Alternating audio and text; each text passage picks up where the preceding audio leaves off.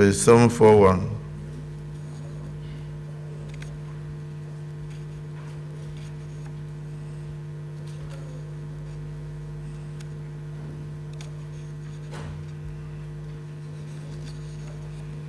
Page 742.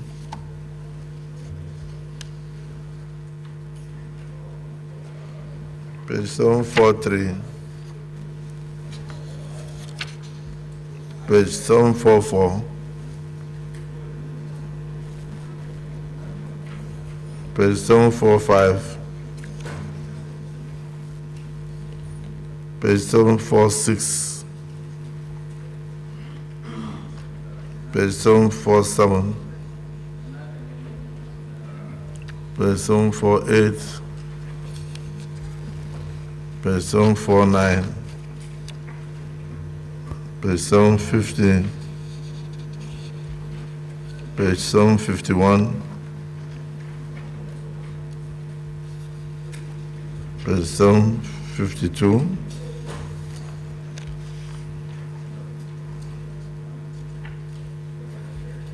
Page 753.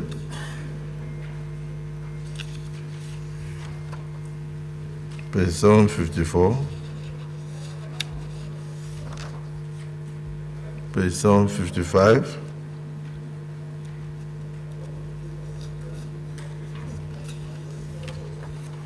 Page 756.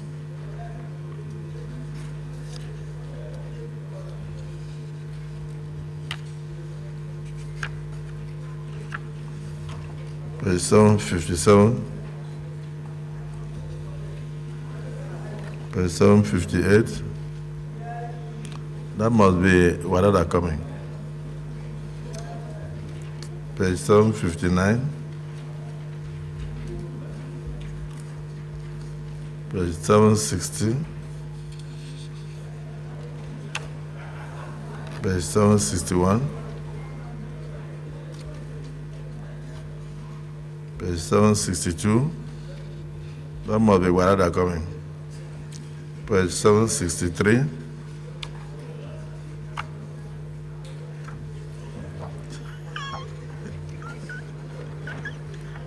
No, Senator Wadada, take your seat, no problem.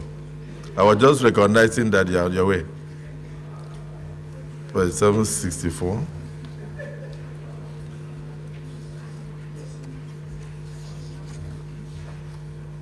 Page 765. OGD, Otumba, Dismissed Senator Otumba Benga Daniels.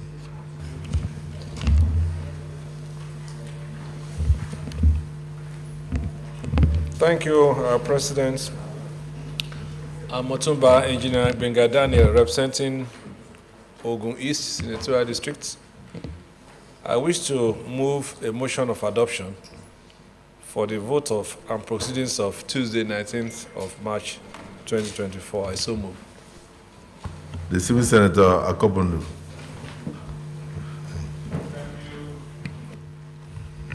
Thank you, Mr. President. I remain Austin Akobundu, Abia Central Senatorial District. I rise to second the motion for the adoption of the votes and proceedings of Tuesday, 19th March 2024, ably moved by Senator Benga Daniels. I so second. Distinguished colleagues, the motion has been moved and seconded that this August Assembly do approve the votes and proceedings of Tuesday, the 19th day of March 2024. Those in support of the motion say aye. Aye. Those against say nay. The ayes have it.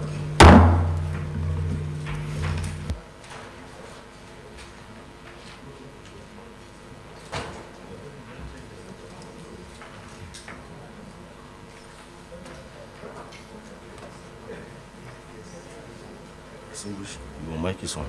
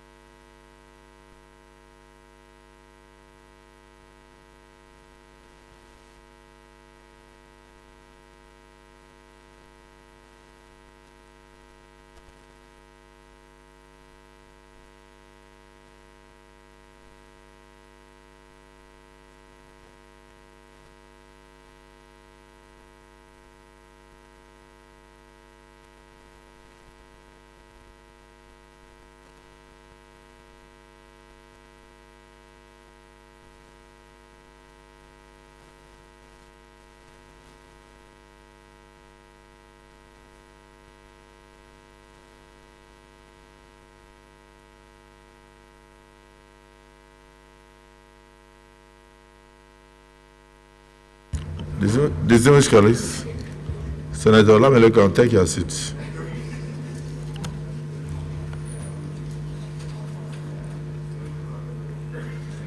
Correspondence from Mr. President. The Distinguished Senator Godswill Akpabio, GCON, 19 March. Senate President, Distinguished Senate President, transmission of the judicial office holders, salaries and allowances, etc., Bill 2024.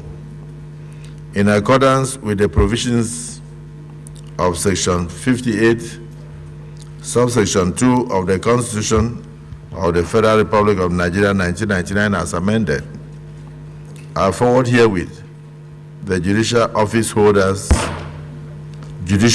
holders, salaries and allowances, etc. Bill 2024 for the kind consideration of the Senate.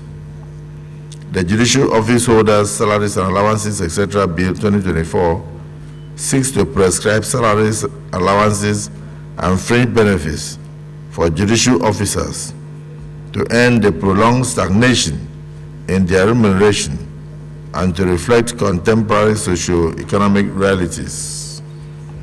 The bill, which establishes a new legal framework for the remuneration of judicial officers, will also ensure significant improvement in the welfare, capacity, and independence of the judiciary. Whilst I hope that the judicial office holders, salaries and allowances, etc. Bill 2024 will be carefully yet expeditiously considered and passed by the Senate, please accept, Distinguished Senate President and distinguished senators, the assurances of my highest esteem. Yours sincerely, Bola Ahmed Tinubu, President, Commander-in-Chief of the Armed Forces of the Federal Republic of Nigeria.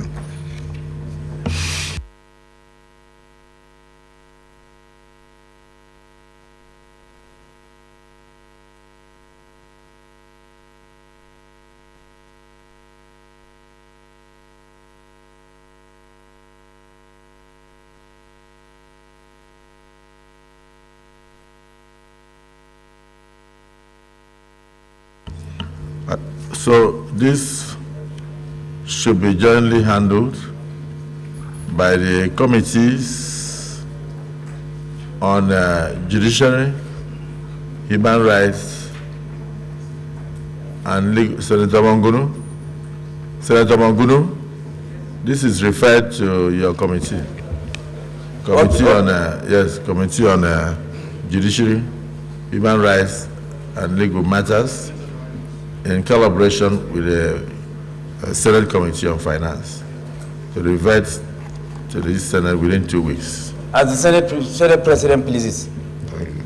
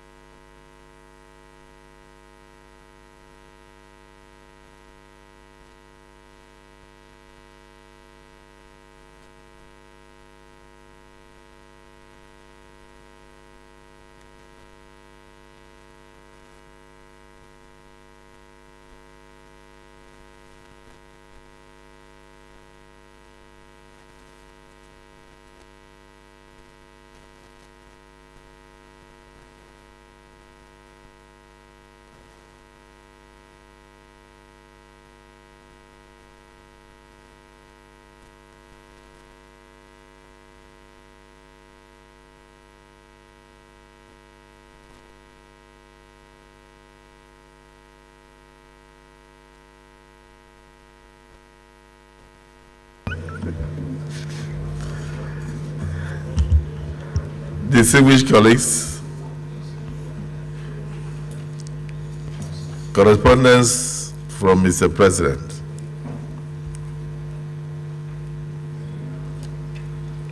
Distinguished Senate President, Senator Godswill Akpabio, GCON, National Assembly Complex. Distinguished Senate President, transmission of Appropriation Amendment Bill 2024 and Supplementary Appropriation Amendment Bill 2024 for consideration. Transmission of Appropriation Amendment Bill 2024 and Supplementary Appropriation Amendment Bill 2024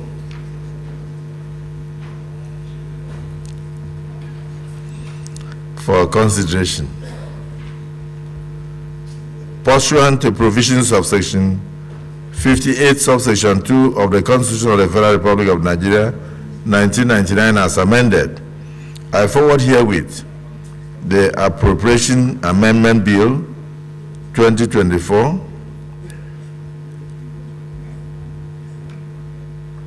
for the kind consideration of the Senate.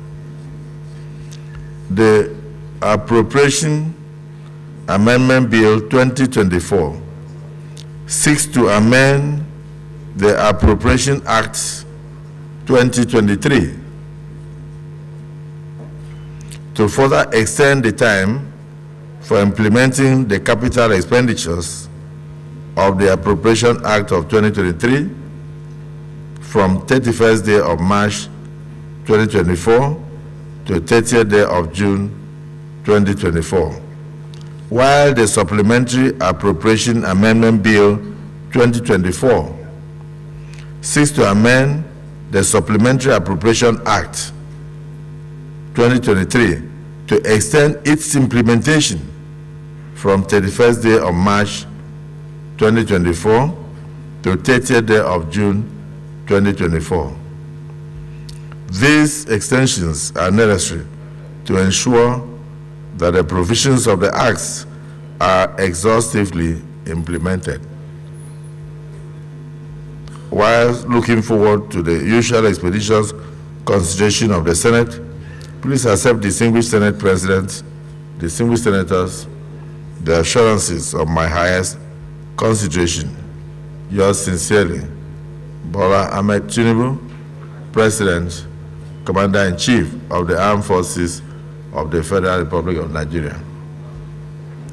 The Chairman Appropriation, two requests here.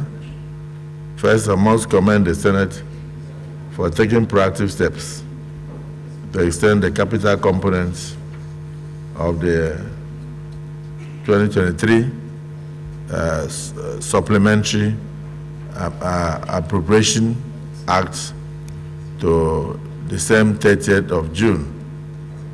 Now you have another request to extend the entirety of the amendments plus the 2023 Act itself to 30th of June. The implication of the letter is that we did amend only the extension of capital expenditure. But the second request is asking for the extension of the entirety, which means it will include recurrent as well as capital to the same 30th of June. So the Senate leader, I will call on you to know what to do. But for now, pending your explanation, this is referred to the committee or the committees on appropriation and finance.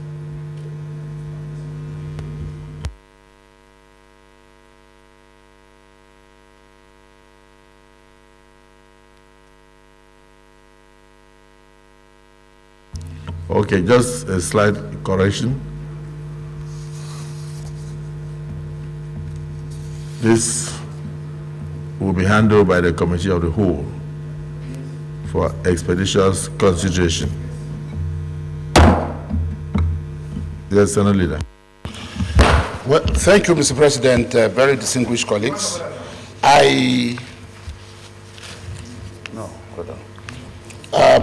Quickly, in response to the issue raised by Mr. President, sir, I also join in commending our colleagues for being proactive because this issue was dealt with yesterday.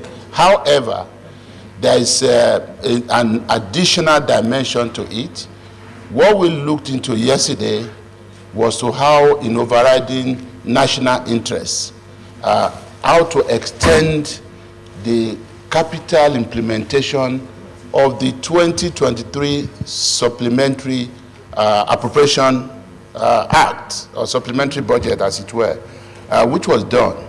However, in view of this letter that just came, now seeking two things.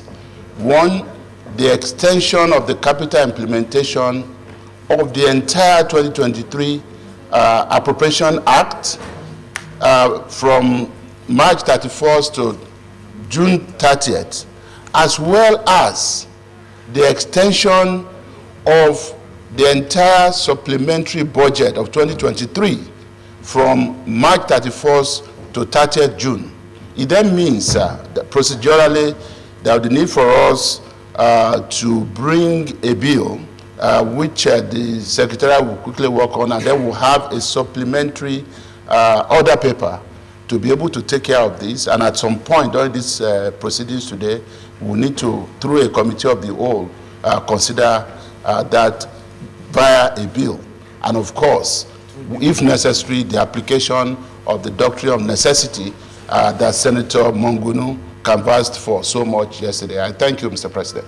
Yeah, the Senate Leader, thank you for your explanation. I'm surprised that when Senator Mongunu, a former chief whip and a legal icon and an experienced legislator, tried to propound the theory of doctrine of necessity. It was the view of the Senate that we should concentrate only on extension of the capital component. We should leave out the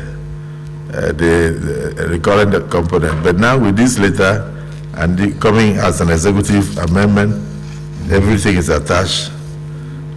So I think we must go back to Senator Mongunu and do the needful.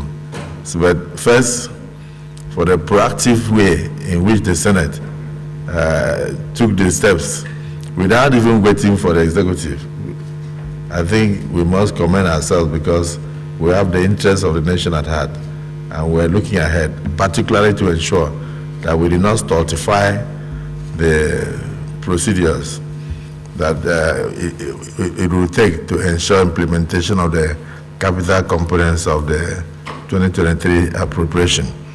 Of course, I said I learned something in the 8th Senate that there is a difference between approval and release. So you can have approval and you don't have release, and that can delay implementation of the budgets. But in this case now, sometimes the procedure of going through the Bureau of Public Procurement could even also delay. So it was good that we did what we did, but we have to now do it holistically. So, Senator Ndume.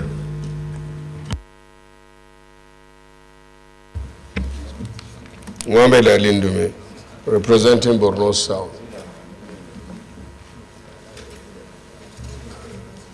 Mr. President, the clerk is here, is supposed to advise properly. What we are trying to do now, I think it's better we do it where we will not have some kind of constitutional complications. This is a supplementary bill. It can as well be the same document as 2024 Supplementary Act, so that it can be fully up. But what I begin to think is it legal constitutionally to run several budgets at the same time? So this supplementary, we can, the Senate leader can present it as a bill in 2024, and it should bear that. It's 2024. Yes, the Deputy Senate President. Mr. President, my name is Barrow Ajibrin, Kaduna North. Mr. President, we are concerned that at all time we should do things according to procedure. Defend our government. We are the ruling party. The president is ours. We must defend him by doing what is normal, what is in line with the procedure and practice of the legislature. The letter sent by Mr. President has solved our problem. It has solved our problem. What we need to do now is to reenact that inspired bill, act, just as said by Senator Ndimi, is of course, because we can't do it here, because it's stated in the Constitution that any appropriation bill or supplementary appropriation bill must be submitted to the National Assembly before we act on it. Other bills can emanate from here, but not appropriation, not money bill, not appropriation bill. It must emanate from the presidency, and he has done so through this letter. So now what we need to do is to reenact the bill, because it has expired. But Mr. President has done what he's supposed to do. He has followed the procedure. The whole problem is solved. We have no problem any longer. Now we are going to enact and then pass it. Bring a bill, bring up that expired bill. Act, it has expired. Now the letter is just like a bill. So we now reenact and then we move on. Yes, I must say that even what is the bill that is attached is 2024. So it's already 2024 is reenacting 2023. That's what it is.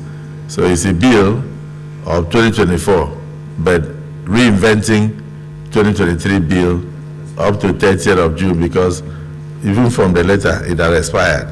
So we were in line. And your explanation is noted. As a former chairman of Appropriation, both in the House of Representatives and in the Senate.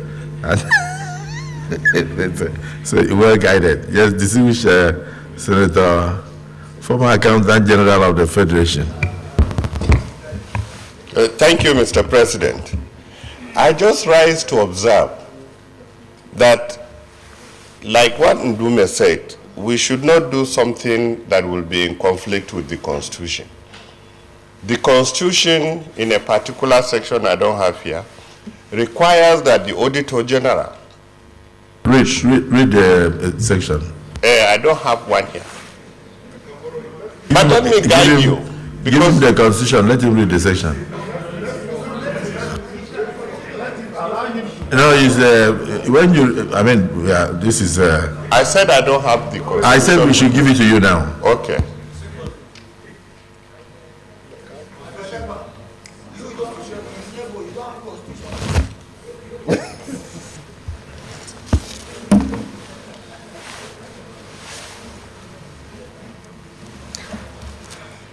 Whatever, approach the chair.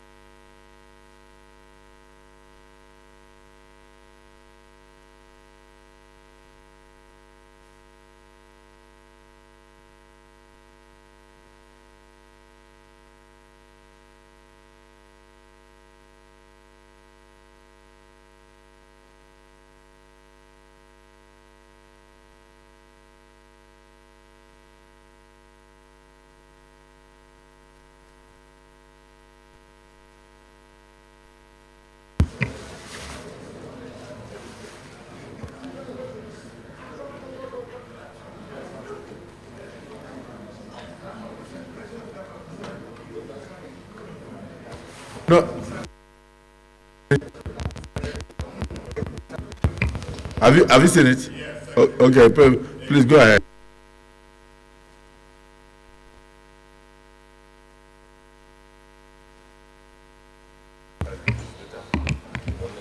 The Auditor General shall, within 90 days of receipt of the Accountant General's financial statement, submit his report under this section to each of the National Assembly and each house of the National Assembly, and each house shall cause the report to be considered by a committee of the House of National Assembly responsible for public accounts.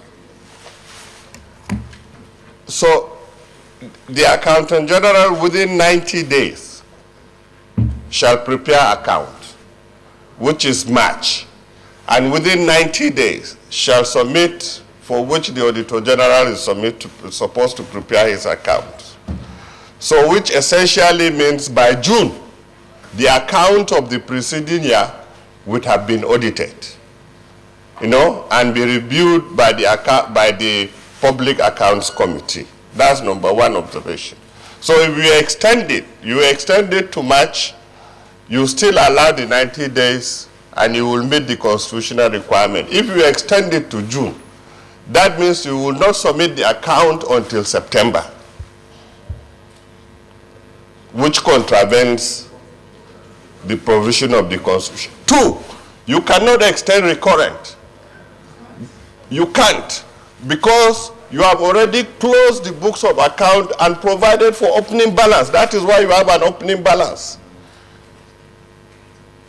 In the appropriation law, you cannot say, I am paying salary, or I will still pay salary of January and another January in the following year, because you have another January in 2024.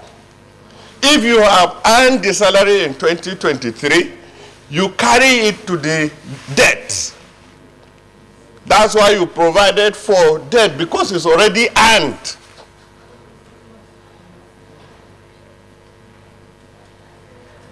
So, we can go about it not necessarily in providing like this. Thank you. Are you saying that if the Parliament makes an act to cover any situation that yes? Mr. President, let me draw his attention to section 81 of the Constitution. 81, 81.1 and 81B, 3.4b. And it says clearly, the President shall cause to be prepared and laid before each House of the National Assembly at any time in each financial year estimate of the revenue and expenditure of the Federation for the next following financial year. Then, 4B, a need that is supplementary. This will refer to the main annual appropriation bill. Then B, a need has arisen for expenditure for a purpose for which no amount has been appropriated by the Act. So this refers to supplementary appropriation bill. Now, what we are talking now is not an extension of that recurrent expenditure that is talking about, a recurrent side of the budget. It's a reenactment. It's a new bill in its entirety. Okay, well, I think I have seen it. So a supplementary, okay, that B, in continuation, a supplementary estimate showing the sums required shall be laid before each House of the National Assembly, and the heads of such expenditure shall be included in a supplementary appropriation bill. So this is what we are doing now. This is what the President wants us to do. So we are not extending. That issue of extension has been closed. We are talking about reenactment. So nothing is wrong here, my distinguished brother. We are guided by the Constitution. The President is guided by the Constitution. A need has arisen because money has not been spent to fund our armed forces, for their recurrent expenditures and so on and so forth. So we are now reenacting something that was kept and was not utilized, and is going to be utilized now for the operation of our armed forces and others, parts of our government. So it's a reenactment, it's a new bill in its entirety, and that's what we are going to present now. It's not an extension in respect of the current aspect of the budget so discussed. I so submit, Mr. President.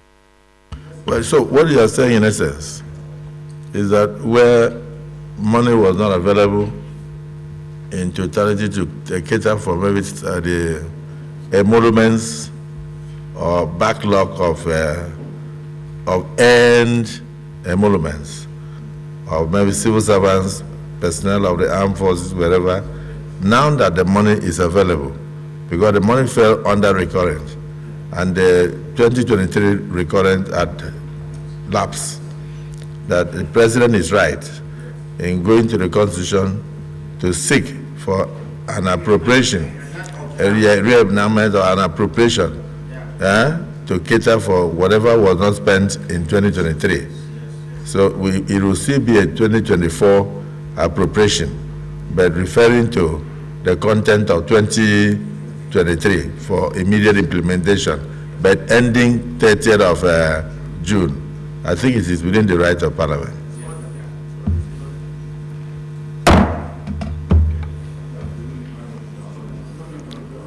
Yes, the Senator Garuba, you have something to say?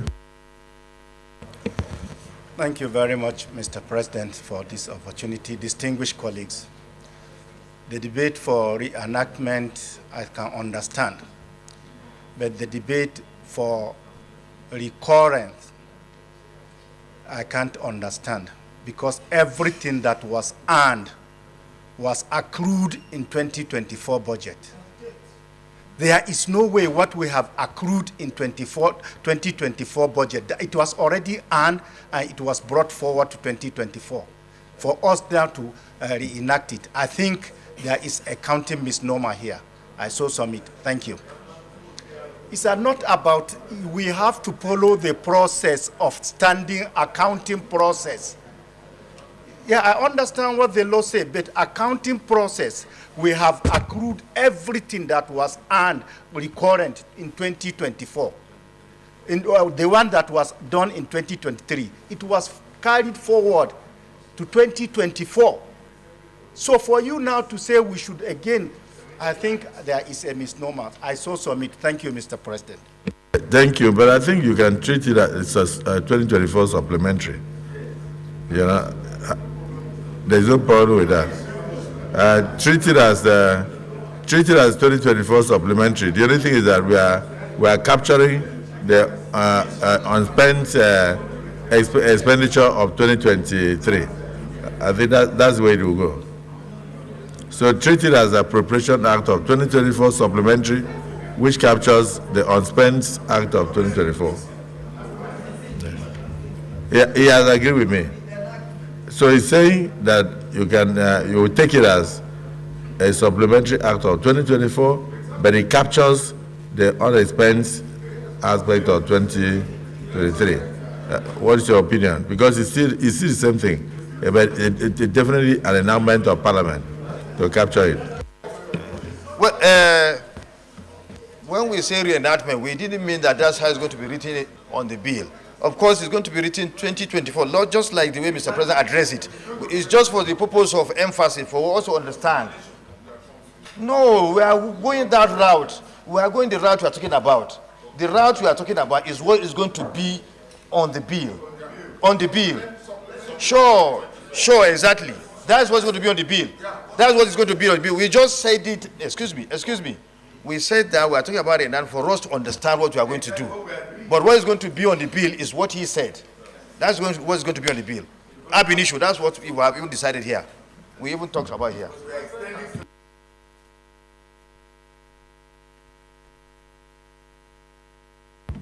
Yeah, distinguished Senator Dixon, I didn't know you to be an accountant, but go on. We're a little bit of several things here, all of us. I think that there's no doubt that the president can send an appropriation bill as at any time. And he can even send as many supplementary as it becomes necessary to meet the national challenges he is dealing with. So I think it's going to be tidier if all those elements that have not been exhausted, we reenact them as a 2024 enactment, supplementary enactment, and we move forward. And I so submit. Thank you. Well guided, well guided. That is why lawyers know almost everything. Thank you.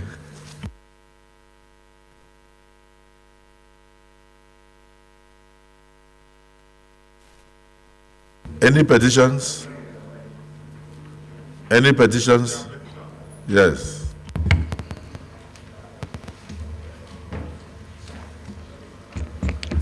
Thank you, Mr. President.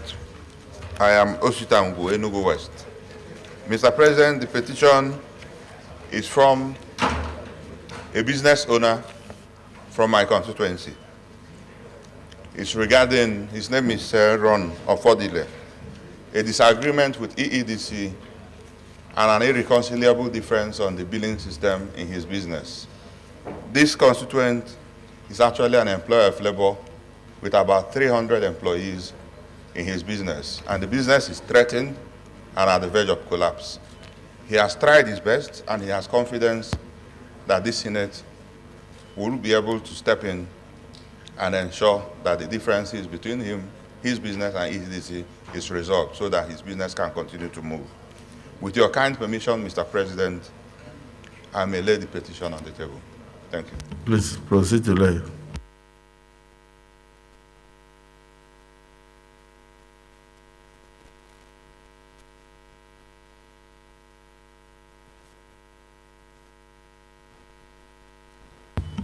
Petition is referred to the Committee on Ethics, Code of Conduct, and Public Petitions to revert to the Senate in 2 weeks.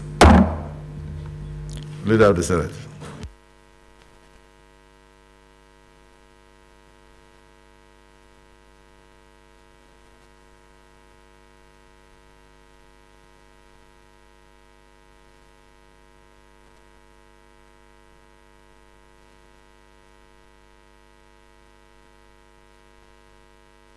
Point of order, Senator Sharafadin.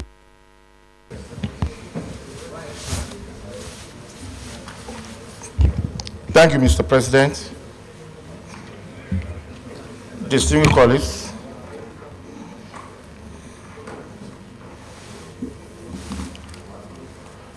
I come under Order 41 of the Senate Rules 2023 as amended.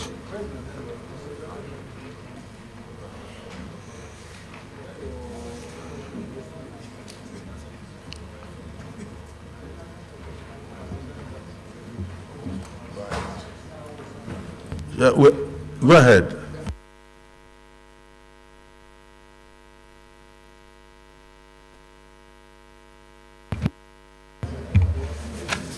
And with the kind permission of Mr. President, may I, sir? No, you know, sorry, Senator Sharafadin, you had a motion yesterday, which was, which the Senate agreed that you should take today. So it's not a problem. I believe. Is it the view of the Senate that he be allowed to continue with the motion he brought yesterday? Those in favor say aye. Those against say nay. The ayes have it. Go ahead and move your motion, please.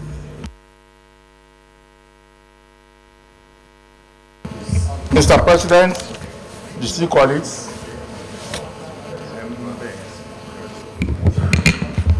this motion is brought urging the Senate to pay tribute to the late Oba Dr. Mahmood Lekan Balogun, the Olubadan of the land, and a former senator of the Federal Republic of Nigeria.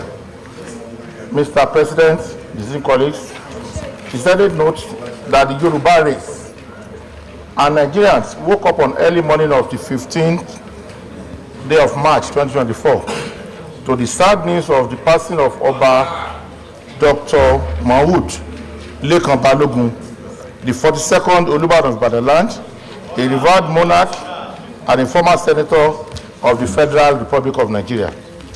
Further notes that Oba Dr. Mahmood Lekan Balogun was not only a custodian of Yoruba culture and tradition, but also a statesman who served his people with distinction, both as a traditional ruler and as a legislator in the Senate from 1999 to 2003. Be aware, sirs, that the late Olubadan was an accomplished academic, administrator, editor, activist, writer, and publisher, as well as a successful politician whose contributions to the development of our country, particularly in the area of community development, peace building, and cultural preservation, are immeasurable. Accordingly resolves to 1. Mourn the passing of Oba Dr. Maud Balogun and expresses heartfelt condolences to the family, chiefs, Ibadan people, and Yoruba race and Nigerians. 2.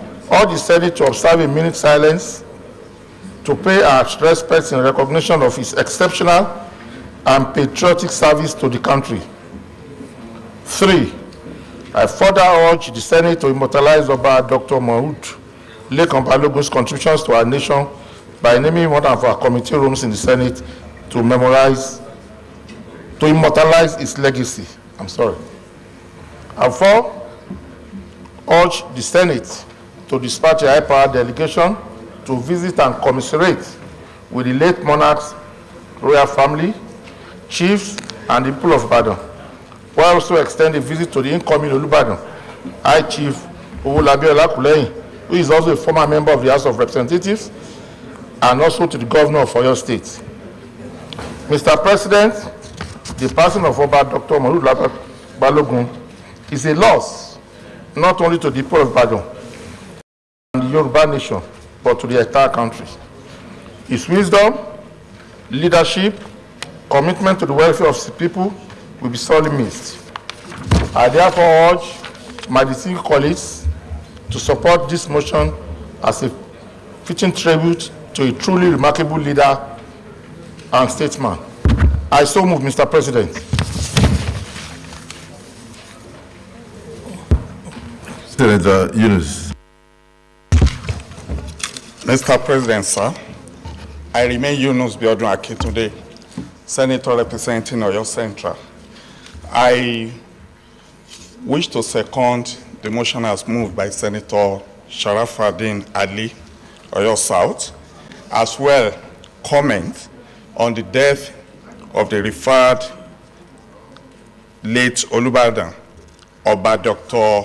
Maud Balogun.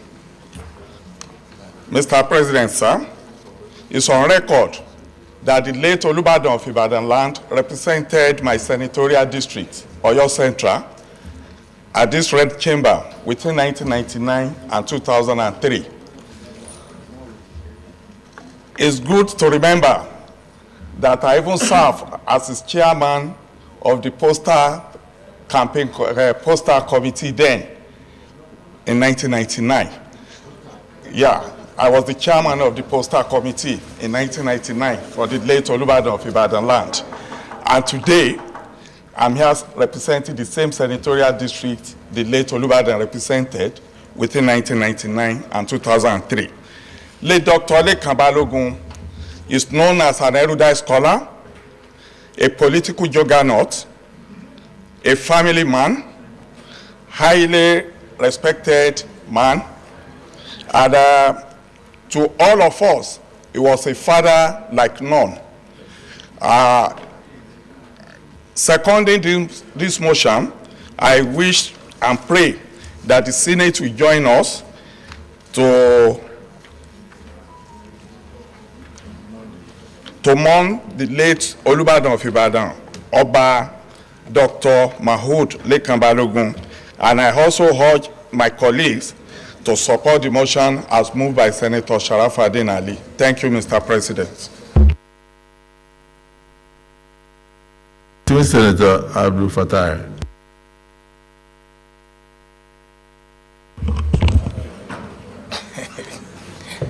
Mr. President, distinguished colleagues, in addition to what my two brothers said, one cannot forget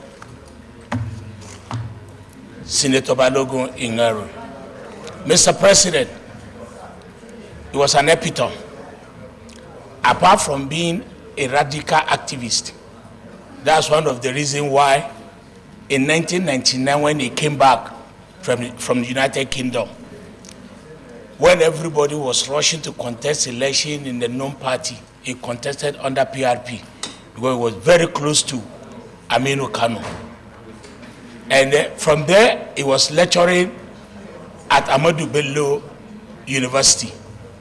Mr. President, apart from being a very good politician,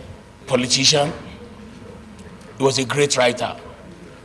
Some of the books, A Portrait of an Activist. To serve is to lead. People must decide. And one of his greatest books that's up to today, that is rampaging in the market, is Arrogance of Power. I remember very well, when he was leaving the Senate in 2003, was the time we won an election to come to the National Assembly. And I went to him to receive prayer. Mr. President, after I finished with him, and I said, he want to give me a gift. He brought out that book, Arrogance of Power. He said, you will need it. You will need it. You will need it. Mr. President, I must confess to you, that book is one of the few things that shaped my life.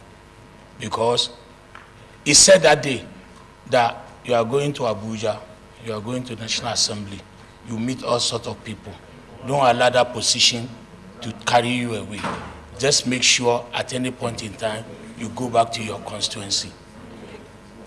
Probably, his early life was one of the few things that influenced his life, why he became tougher.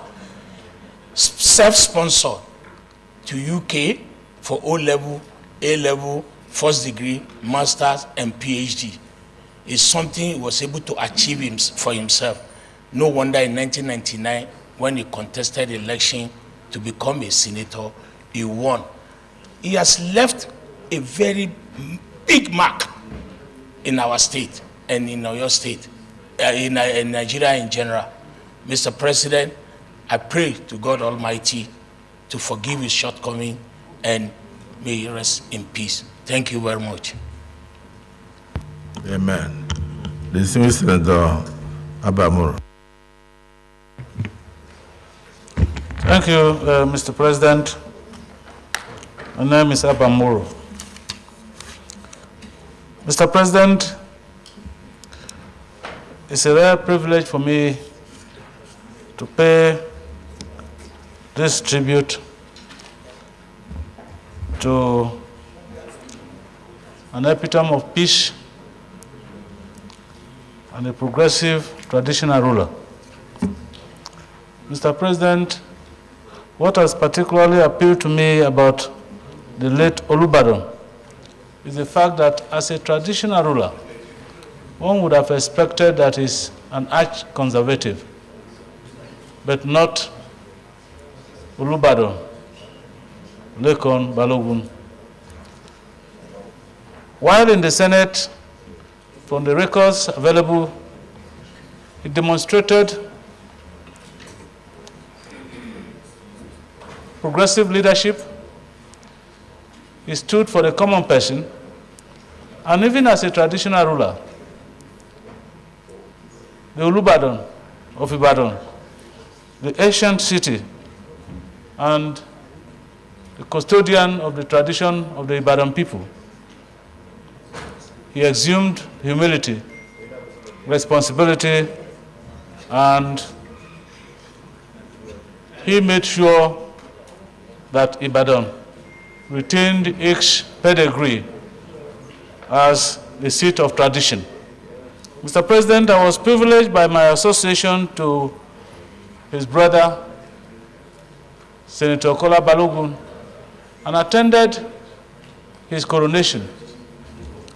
And everything that I learned and read about him came to the fore when we visited him after his coronation. Mr. President, I think the Ibadan people, and indeed Nigeria, has lost a very great leader. Like my colleagues are saying, we just pray that God Almighty will grant him merciful judgment and a place in his kingdom for eternal rest. Thank you, Mr. President. Well, having heard from the minority leader, I believe that the Senate in totality mourns the demise of this great traditional father, Mohud Lekon Balogun, the Olubadan of Ibadan land. It's not how long you reign, but the impact you have made. Like he said, of all his ingenious publications, the one that appeals to Abdul Fattah is the one that says the arrogance of power. Please try and make the publication available to our colleagues. It's important so that it will continue to guide all of us as we move in the service of our nation, so that we can do so with humility, like the late icon taught us even in his writing. And it will also help the youths of the country. So let's go straight into the prayers.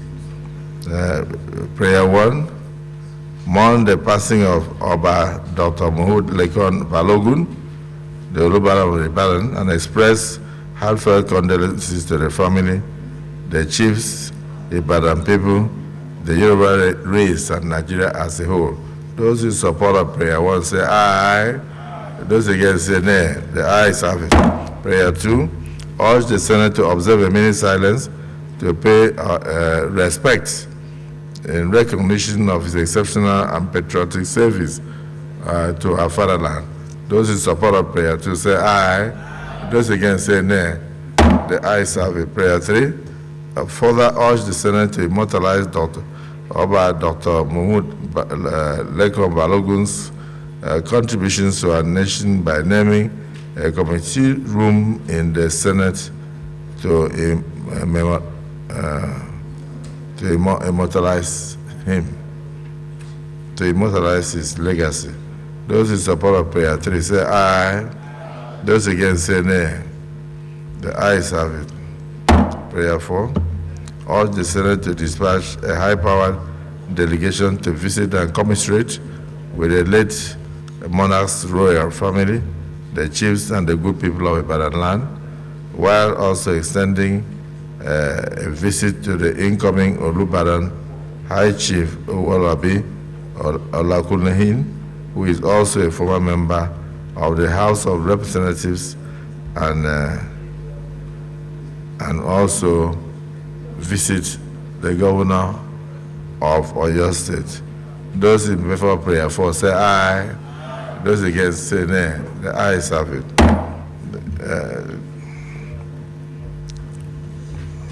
Let me thank distinguished Senator Sharafaddin Abiodun Ali for bringing this motion, and he brought it yesterday, and we felt it would not be nice for him to take it under it's a matter of under Order 42, personal explanation, that I should bring it so that those of us in the Senate and the entirety of the Senate should join to pay respect to this great icon who has served his fatherland, and it has pleased God to call him to paradise. And together we are saying, may his soul rest in peace, and may God accept him in paradise. Amen. Can we now rise to observe a minute silence in his honor?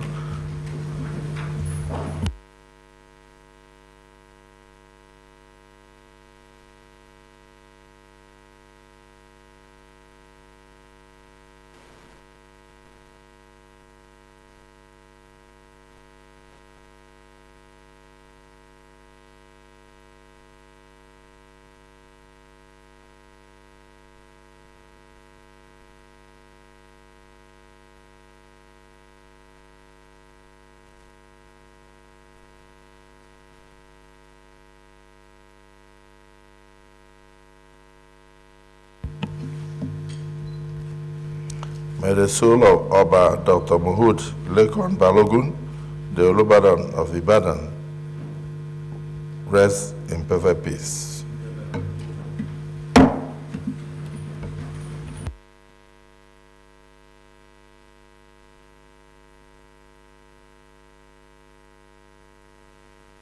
Leader of the Senate.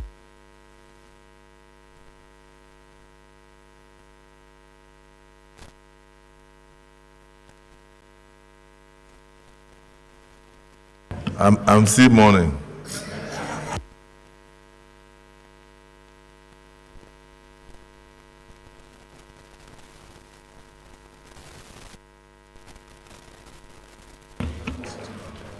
Mr. President, distinguished senators of the Federal Republic of Nigeria, the first business of the day is the presentation of a bill standing in the name of most distinguished Senator Oyewumi Kamarudin Olalere on the Constitution of the Federal Republic of Nigeria 1999 Alteration Bill 2024 SB 400. Mr. President, you may wish to invite the Clerk of the Senate to read the short title of the bill. Clerk of the Senate. Mr. President, distinguished senators, Constitution of the Federal Republic of Nigeria 1999 Alteration Bill 2024, SB 400, first reading. Distinguished colleagues, Constitution of the Federal Republic of Nigeria 1999 Alteration Bill 2024 SB 400, first reading taken. Leader of the Senate. Mr. President, distinguished colleagues, the second business of the day is the presentation of a bill standing in the name of distinguished Senator Adebule Idiat Oluranti on the Gender and Equitable Opportunities Bill 2024 SB 401. Mr. President, you may wish to invite the Clerk of the Senate to read the short title of the bill. Clerk of the Senate. Mr. President, distinguished senators, Gender and Equitable Opportunities Bill 2024, SB 401, first reading. Distinguished colleagues, Gender and Equitable Opportunities Bill 2024, SB 401, first reading taken. Leader of the Senate. Mr. President, distinguished senators, the third business of the day is the presentation of a bill standing in the name of most distinguished Senator Yar'Adua Abdul Aziz Musa on the nationwide toll bill 2024 SB 402. Mr. President, you may wish to invite the Clerk of the Senate to read the short title of the bill. Clerk of the Senate. Mr. President, distinguished senators, Nationwide Toll Bill 2024, SB 402, first reading.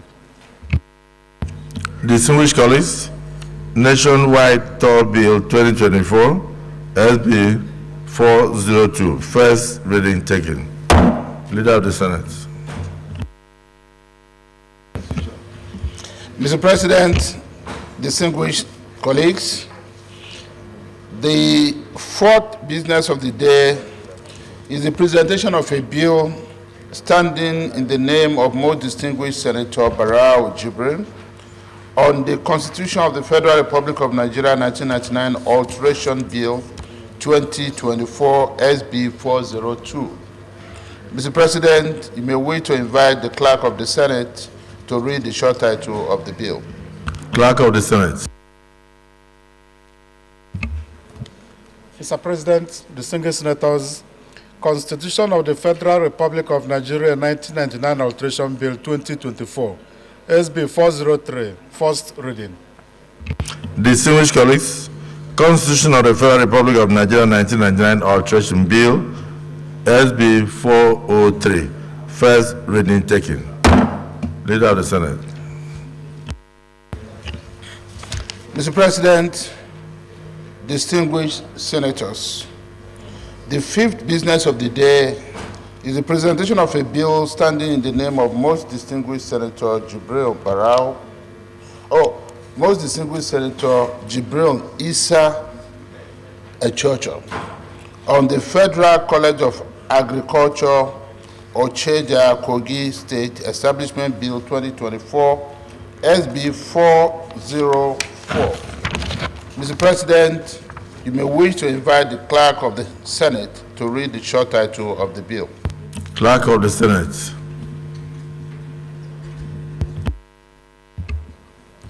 Mr. President, distinguished senators, Federal College of Agriculture, Ocheja, Kogi State Establishment Bill 2024, SB 404, first reading.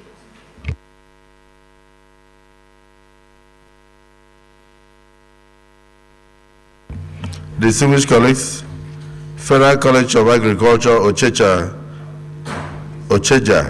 Kogi State Establishment Bill 2024, SB 404, first reading taken. Leader of the Senate. Mr. President, very distinguished senators, walking our talk with respect to the promise made to one of our colleagues yesterday, her motion having been stepped down consecutively for 6 legislative days because we had to take on other matters that we consider to be more urgent. May I most respectfully seek your indulgence to announce as the first order of the day what would have been the 8th order of the day, which is a motion standing in the name of most distinguished Senator Adebule Idiat Oloranti on the compelling need to tackle the challenge of out-of-school children in Nigeria. Mr. President, you may wish to invite distinguished Senator Adebule Idiat Oloranti to move the motion. Distinguished Senator Idiat. Your Excellency, the Senate President, distinguished colleagues, I rise to move the motion on the compelling need to tackle the challenge of out-of-school children in Nigeria.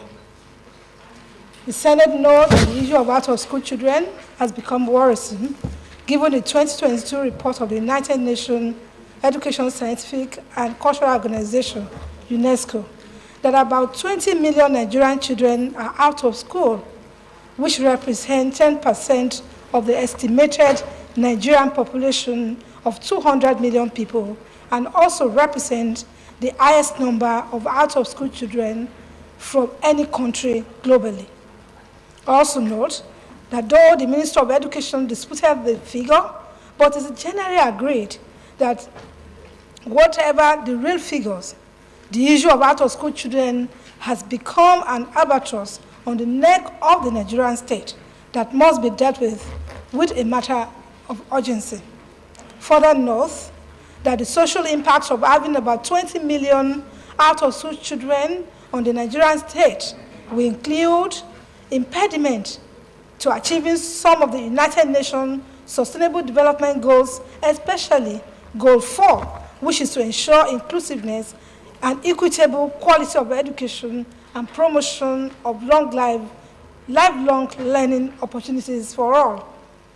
Also providing easy pull for recruitment into criminal gang, banditry and terrorism, which are the biggest security issues in the Nigerian state, we have been dealing with for many years. Achievement of national economic justice and inclusiveness will further be jeopardized, and many more Nigerians may become ill-equipped to climb out of the poverty bracket, and other social problems that might arise from this condition are gender inequality, early child marriage, general social political instability. Mr. President, distinguished colleague, you will be aware that the past successful administration has made several efforts to deal with the out-of-school children, and last being the deployment of homegrown school feeding program by the last administration, with other programs by development partners like the World Bank sponsored Better Education Service Delivery for All program. However, all these efforts have had little impact on the surging numbers of out-of-school children, and we therefore need new thinking and more aggressive strategy to deal with this menace. convinced that when all the institutions concerned are committed to their responsibilities, the menace of out-of-school children will be overcome because the situation is of concern to the federal government of Nigeria. Accordingly, resolved to mandate the Committee on Education, both the basic and the secondary, to engage the Federal Ministry of Education with a view to paying special attention to the issue of out-of-school children with the ultimate objective of drastically reducing the number. Urged Ministry of Education is related parastatals and agencies such as Universal Basic Education stakeholders, including non-governmental organizations, to one, severally and jointly bring up new strategy to effectively deal with out-of-school children problem, as well as rekindle the national consciousness through sensitization and advocacy on the importance of education to the growth and development of our nation and the benefits of having majority educated population. B, set a time limit of 2 years for the diligent implementation of the UB Act as stipulated in Section 2 and Section 2, subsection 2.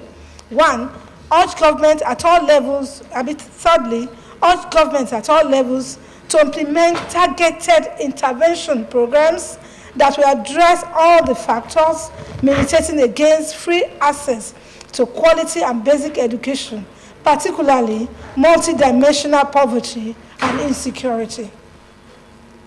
Equally urge the judiciary in the 36th state of the Federation to take steps towards setting up mobile court for the enforcement of the UBEC Act. Mr. President, distinguished colleagues, I so submit. Yes, distinguished Senator Monguno.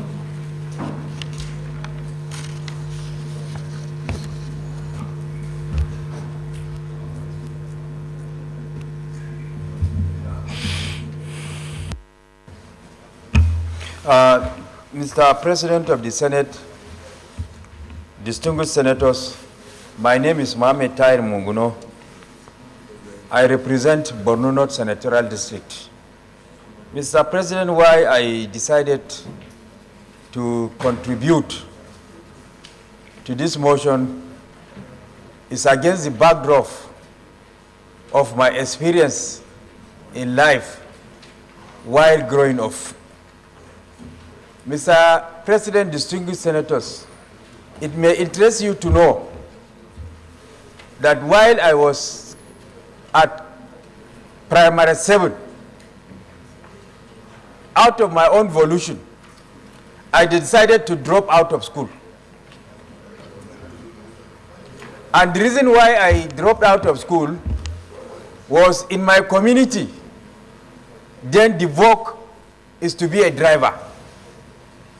Because once you are a driver, you are the talk of town and the elites in my community. When we go for festivities, there is a festivity in my community whereby boys and girls will line up, and then girls will come and invite you to dance together with them. So when we line up together, girls will only come and invite drivers to dance with them. They will not invite those of us that are not drivers. I now said, okay, if that is the case, let me also go and be a driver, so that when we line up for festivities, girls will also come and invite me to dance with them. So because of that, Mr. President, I dropped out of school.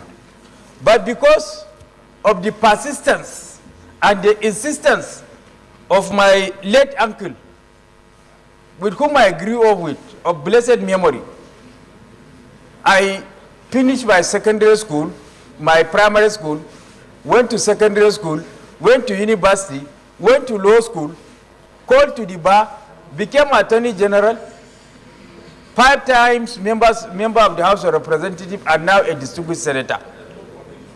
So I'm reeling out this my experience in life of nearly dropping out of school.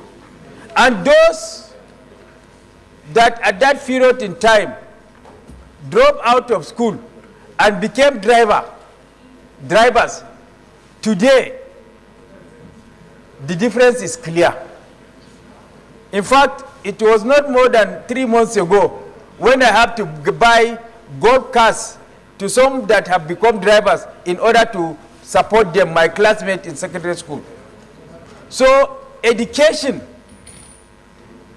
is the veritable tonic and panacea that any society can use with a view to not only lifting people out of poverty, but also a veritable tonic that a society can use with a view to achieving its developmental objectives.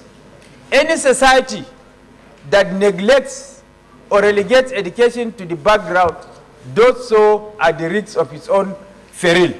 So against this backdrop, Mr. President, distinguished senators, this motion is very, very important, especially against the backdrop of the 20 million children that are out of school in Nigeria. All hands must be on deck by all stakeholders to ensure that our children go to school so that bandits and Boko Haram will not have a veritable or a fertile ground to recruit these people into their dastardly act. Against the backdrop, Mr. President, I urge my colleagues to support this motion. Thank you. Thank you. Distinguished Senator Ahmed Lawan. Thank you, Mr. President, distinguished colleagues. My name is Ahmed Lawan. I represent Yobe North. Mr. President, I dare say that this is one of the most important motions we are considering in this session. The issue of out-of-school children is both a social as well as a serious security problem to us. And I want to say that we have more than 20 million out-of-school children, more than 20. Because the 20 million we're talking about are possibly only in the basic education. That is the primary school and JSS. What about those who have finished JSS 3 and are not able to go to SS1? We may be talking about 30 million out of school. And that is a huge population from amongst the school-going age of our population. So it's a major issue for development, for security of our country. Mr. President, I think I want your attention, please. Mr. President, this is one issue that the states and the federal government of Nigeria would have to sit and deal with it decisively until we are able to have our youth properly educated, prepared for tomorrow, both for leadership and productivity. Growth and development may be eluding us. Mr. President, just like my brother Senator M.T. Monguno said, you have a critical mass of people to recruit from for insurgency, for banditry, and so on and so forth. It's just like those who have no jobs. But here we have a population, a sizable number of our youth or school-going age who are not able to go to schools. And I believe that we must do everything and anything possible to deal with this issue, because it will continue to militate against our development, and it will continue to provide the pipe the kind of support for the insecurity we suffer from. The insurgency in the Northeast, for example, many who were part and parcel of the insurgency were people who are not going to school. And I believe that if we do invest properly, we could harness the best for our country. Thank you very much, Mr. President. Distinguished Senator Adams Oshimole. Thank you very much, Mr. President. I associate myself with all the comments that have been made. And I really don't think we need any tutorial to remind us that he or she who didn't have the opportunity or who was denied, more appropriately, the opportunity to go to school is destined to be poor forever. An illiterate young man or woman is bound to give birth to another illiterate child, which will lead to a dynasty of the poor, constitute a risk to the rich. As far back as 1919, the world was unanimous that poverty anywhere is a threat to prosperity everywhere. Today in Nigeria, we can see, and we are witnesses, that inequality and abject poverty anywhere in Nigeria has constituted a huge security risk to everyone in Nigeria. What I want to propose we do differently is that this country is clear that every Nigerian child needs to go to school, which is what informs the universal basic education, under which the federal government subsidizes state government to the tune of 50%.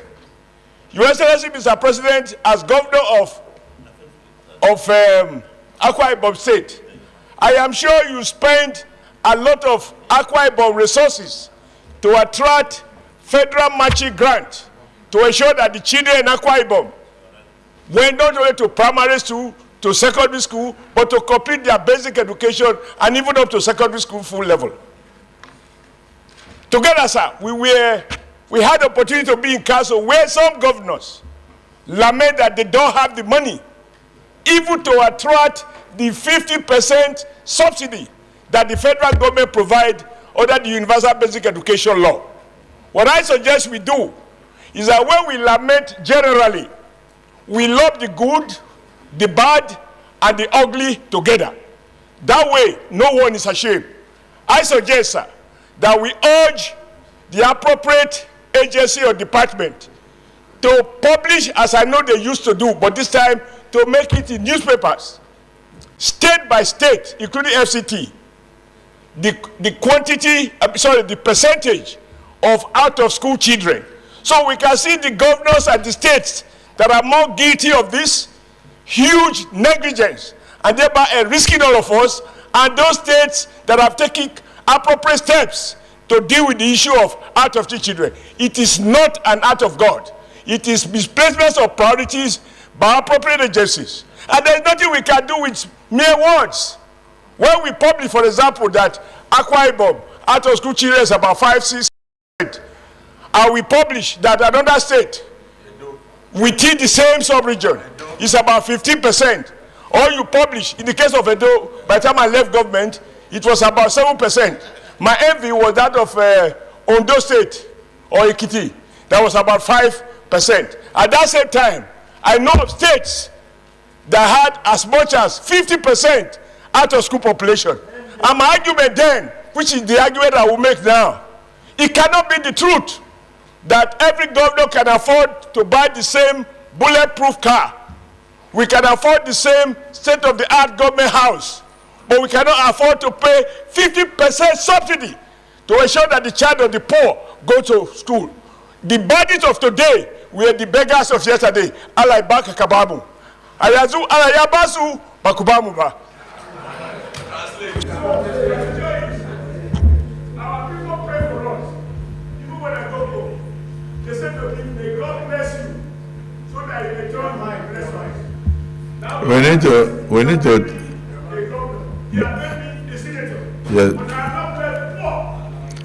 to.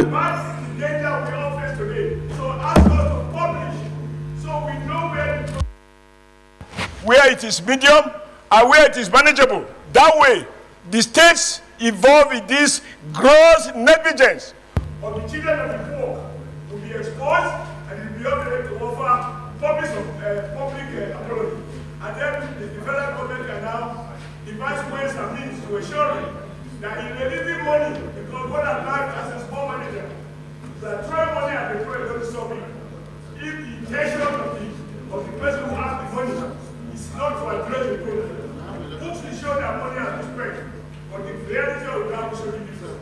You have this experience, Mr. President, because of your leadership here, encourage us and energize us to engage all those who are responsible.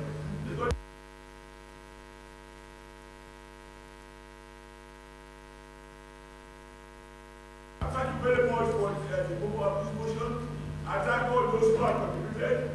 And I am totally committed to anything we can do to expose those who are risking the collective of the poor. Why sending their own children abroad? Thank you, Mr. President. Thank you. Dismissed Senator Lalong.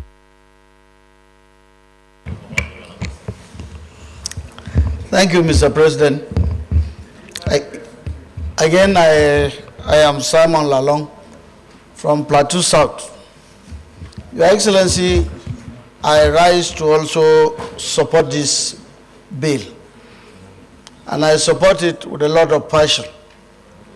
Everything has been said about education. There is no alternative when you want to have a progressive nation. But I will make quick examples. Like distinguished Senator Shomole said, there is already statistics. If people say they don't know about the statistics, if you go to World Bank, they will tell you. The states that are backward, the states that are deliberately enjoying that kind of, I wouldn't say privilege, when you refuse to educate your people.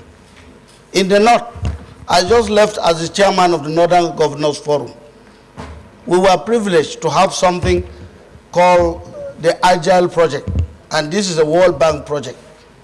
If you go through, it's for the out of school, especially the female ones. The concept there is very beautiful, and I want to recommend, we should not be waiting for the World Bank. If we have this kind of concept done by the World Bank, let us practice it everywhere in Nigeria. We cannot leave anybody outside who is not educated. Today, I remember in secondary school, there was this concept of nomadic education. When it was introduced, I remember the first person that championed it was the wife of my governor then, Mrs. Lar, the wife of former governor of Plateau State, Solomon Lar. That concept would have saved what we are seeing today as banditry. But along the line, a lot of politics came up, and it was disbanded. The nomadic education was to have the privilege of educating the man who is in the bush grazing cows, so that at the end of the day, he will also appreciate the level, the advantage of education. Now, a lot of them, and I'm sure those of us who will know the reasons, part of the reasons for banditry, will tell you that they are not educated. They don't have anything to do. Once their cows are taken away, they now engage in banditry.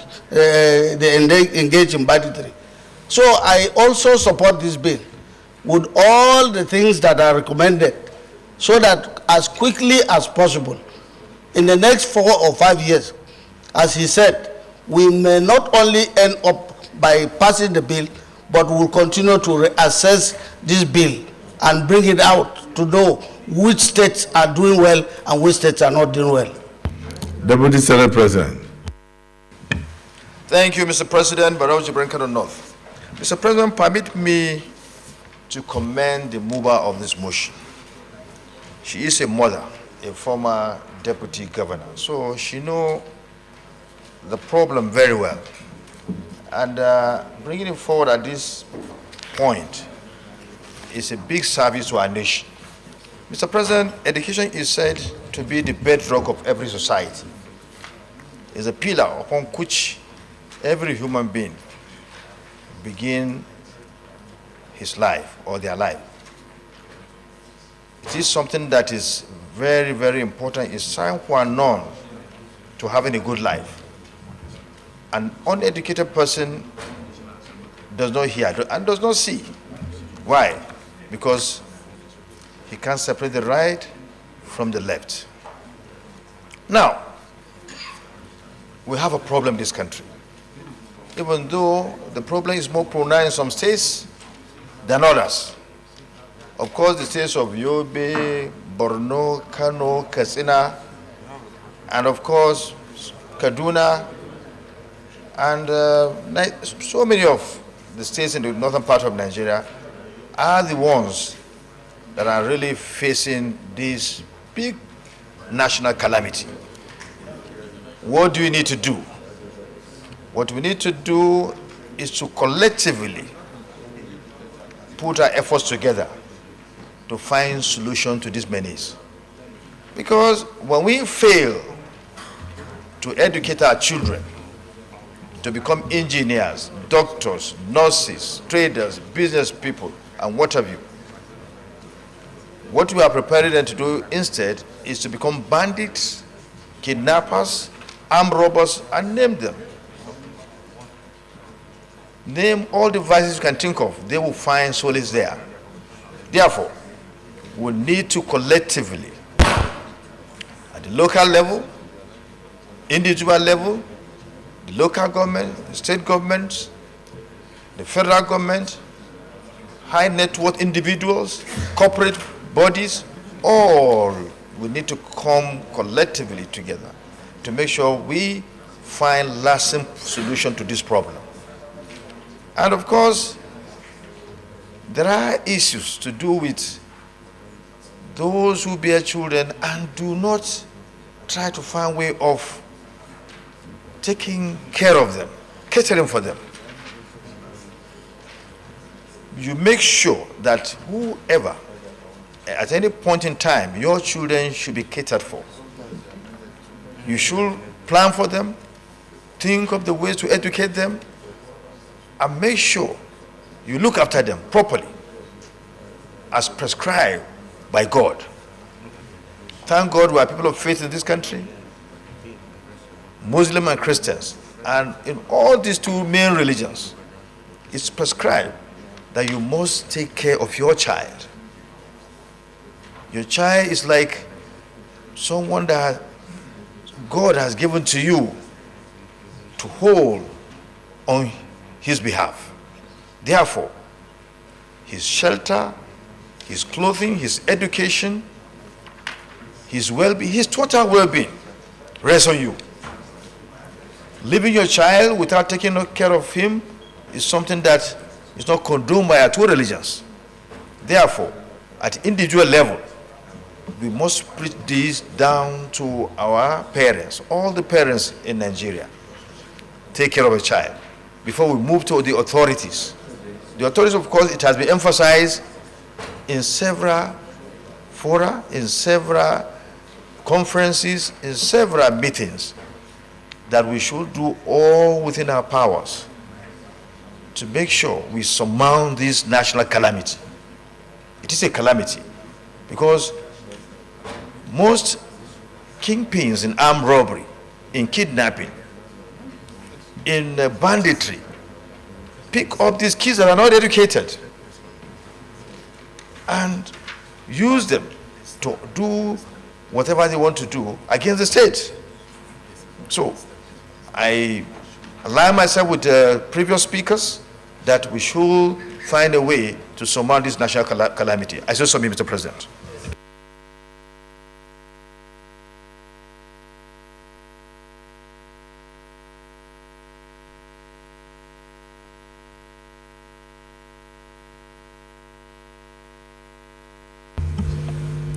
Let me join all the speakers to commend the senior senator Adebule Idiat Oloranti of Lagos West for bringing this all-important bill to the Senate.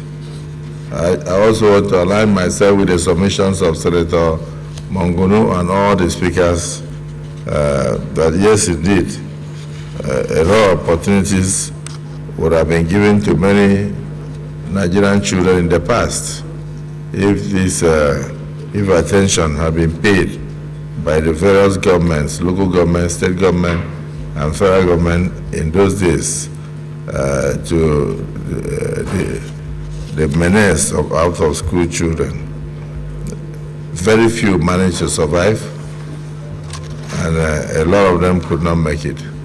So I thank you for this motion. So we go straight into the prayers.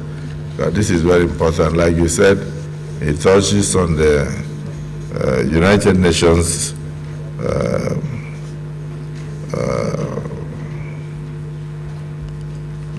goal number 4, which is to ensure inclusiveness and equitable quality of education, promotion of long life learning and opportunities for all. So let's look at the prayers, whether they are far-reaching enough. Prayer 1, mandate the Committee on Education, Basic and Secondary, to engage the Federal Ministry of Education with a view to paying special attention to the issue of out-of-school children, with the ultimate objective of drastically reducing the number. Those in favor of prayer 1 say aye. Those against say nay. The ayes have it. Prayer 2, urge the Ministry of Education, its related parastatals and agencies such as the Universal Basic Education stakeholders, including non-governmental organizations, to severally and jointly bring up new strategy to effectively deal with out-of-school children problems, as well as rekindle the national consciousness through sensitization and advocacy on the importance of education to the overall growth of our dear country and the benefits of having majority population highly educated. Being set a time limit of 2 years for the diligent implementation of the UBE Act as stipulated in Section 2, subsection 2. Urge those in support of prayer 2, A and B, say aye. Those against say nay. The ayes have it. Prayer 3, urge governments at all levels to implement targeted intervention programs that will address all the factors militating against free access to quality and basic education, particularly multi-dimensional poverty and insecurity. Those in favor of prayer 3 say aye. Those against say nay. The ayes have it. Prayer 4, equally urge the judiciary in the 36 states of the Federation and the FCT to take steps towards setting up mobile courts for the enforcement of the UBE Act. I believe those in favor of this prayer say aye. Those against say nay. The ayes have it. Let me just, by way of information, mention that the most important thing is that they should sign the child rights law in various states,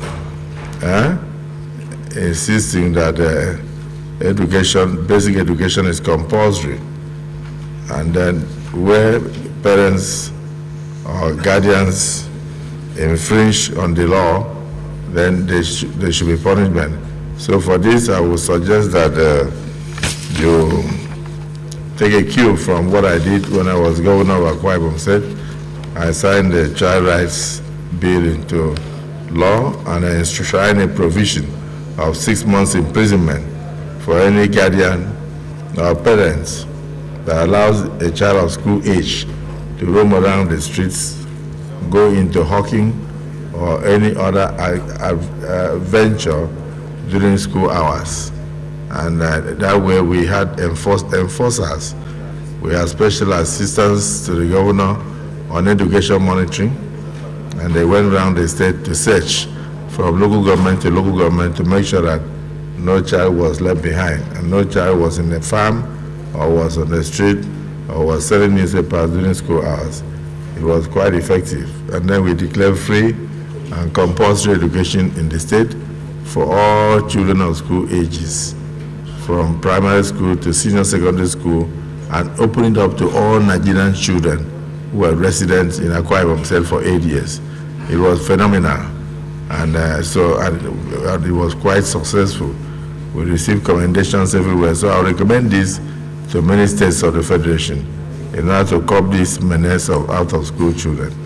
I also commend the federal government for introducing the 1 meal a day program, because sometimes some of the children out of hunger will not be able to go to school, but because the meal that is given to them in schools also is something that will attract them.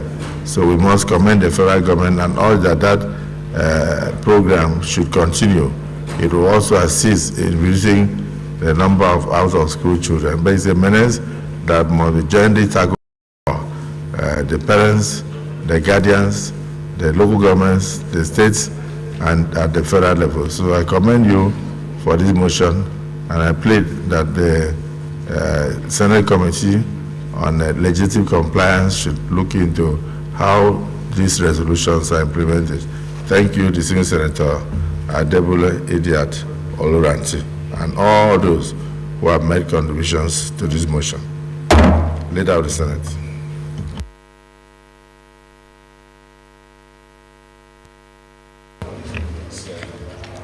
Mr. President, first I stand. Mr. President, distinguished senators, first I stand pursuant to Order 8 of 3 of our rules to move for extension of time to enable us sit beyond 2 p.m. to take care of the items we have on the order paper. I so move, Mr. President. Minority Leader. Mr. President, distinguished colleagues, I second the motion that we extend time in order to be able to complete the items on the order paper. I so second.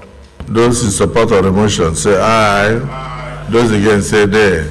The ayes have it. The time is hereby extended. Yes, Leader of the Senate.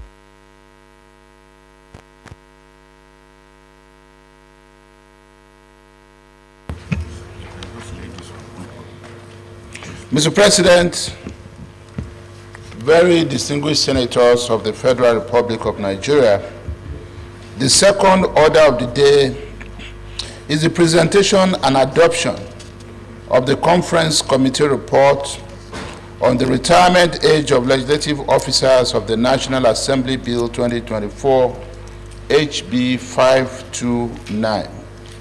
Distinguished senators will recall that the Senate and the House of Representatives passed different versions of the retirement age of legislative officers of the National Assembly Bill 2024. The Conference Committee of both houses have met and harmonized the differences in accordance with Senate Standing Order 86. Mr. President, with your permission, I move the motion for the Senate to consider the conference report. I so move, Mr. President. The distinguished Senator Ndume.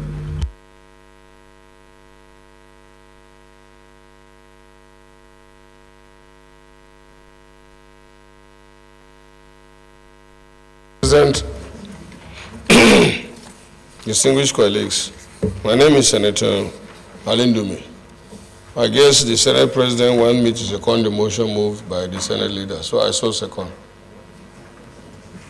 It's not what the Senate President wants. What do you want? Anyway, okay. So I second the motion as moved, ably moved by the leader. Distinguished colleagues, the motion to consider the harmonized age limit of staff of National Assembly has been moved by the leader and seconded by Senator Ndume. Those in support that we consider the harmonized age limit as moved and seconded say aye. Those against say nay. That. And you also said nay. The ayes have it.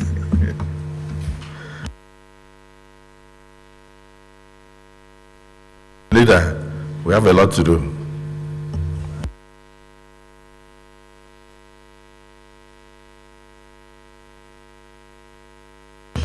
Mr. President, may I proceed to lay the report? Lay and then. Proceed.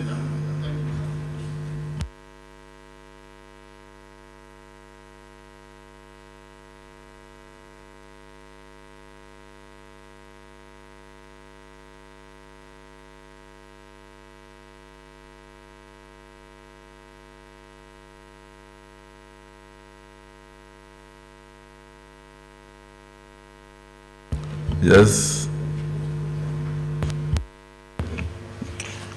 Mr. President, distinguished colleagues, report of the Conference Committee on the Retirement Age of Legislative Officers of the National Assembly and for other related matters, 2024. Mr. President,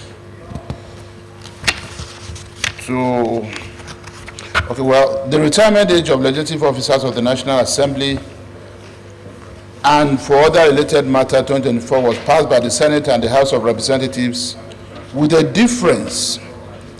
In consequence thereof, a conference committee was constituted in the Senate and in the House of Reps to reconcile the areas of difference. The mandate of the conference committee, therefore, was to harmonize the area of difference that was observed in the two versions.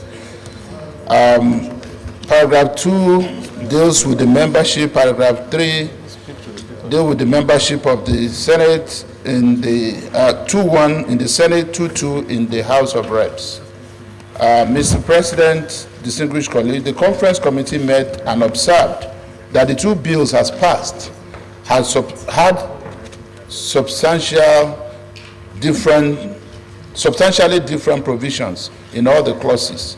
The committee deliberated upon the area of difference and harmonized same. Accordingly, the committee resolved and recommended the adoption of the Senate version for approval.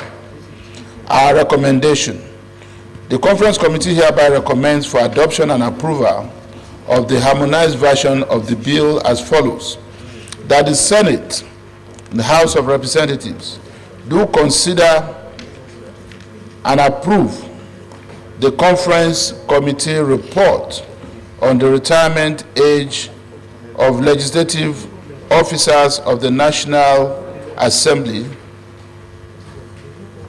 and for other related matters 2024.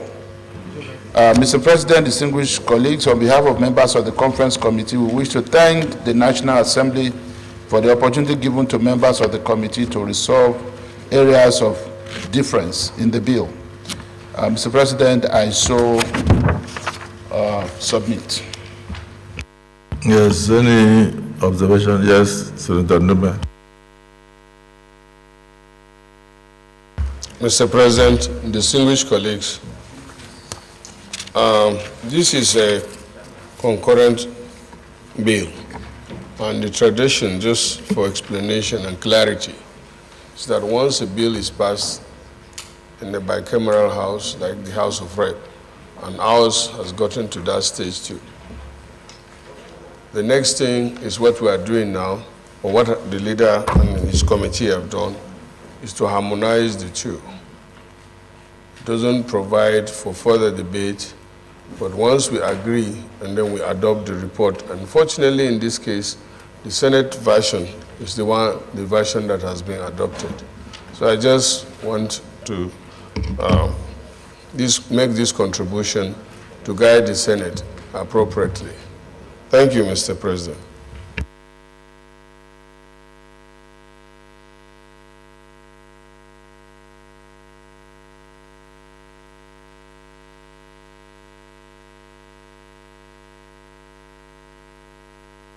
So, distinguished colleagues, let us look at the recommendation of the harmonized committee. So, on page 1, long title, Senate version adopted. Those in support say aye. Those against say nay. The ayes have it.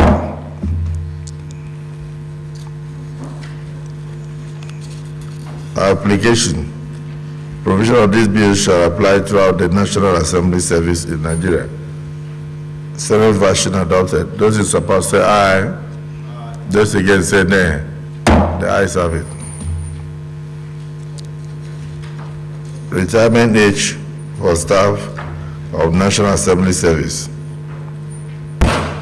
Senate version adopted. Those in support say aye. Those against say nay. The ayes have it. Non-application of public service laws. Those in support say aye. Those against say nay. The ayes have it. Interpretation clause in the bill. Senate version adopted. Those in support say aye. Those against say nay. The ayes have it.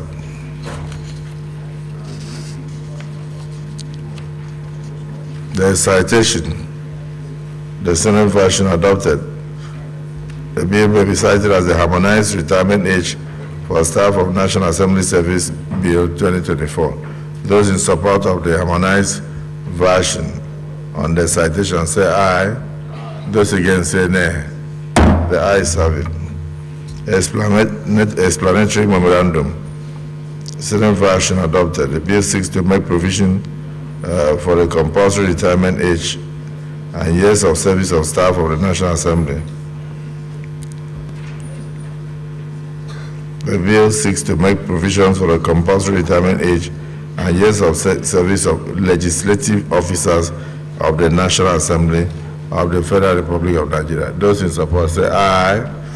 Those against say nay. The ayes have it. So let me thank the Senate leader and all of those who both in the House of Reps and the Senate who sought to harmonize this bill. And then now invite the clerk of the Senate to read the bill for the last time.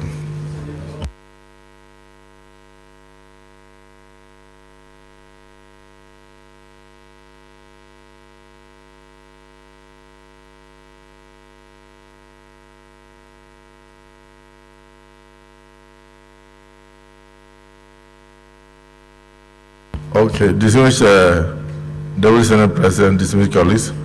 So, those in support of the adoption of this report say aye. Aye. Those against say nay. The ayes have it. So the report is hereby adopted. Senate Leader.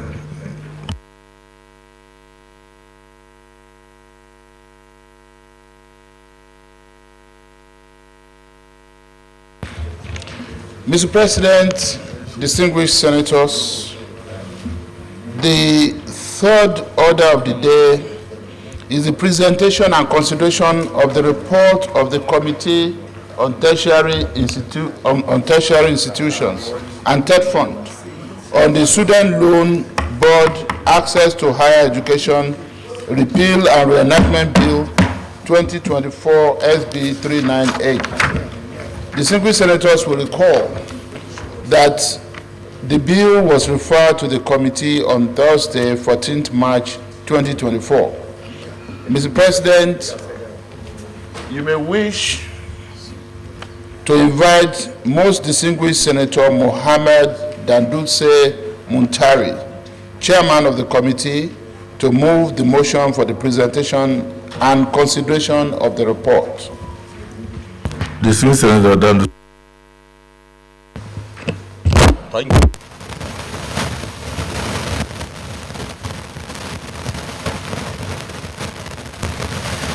Representing Katsina South, presentation and consideration of report of the Committee on Tertiary Institutions and TED Fund, that the Senate do receive and consider the report of the Committee on Tertiary Institutions and TED Fund on the Student Loan Access to Higher Education Act, Repeal and Reenactment Bill 2024 SB 398. I so move, Mr. President. Yes, this is Senator.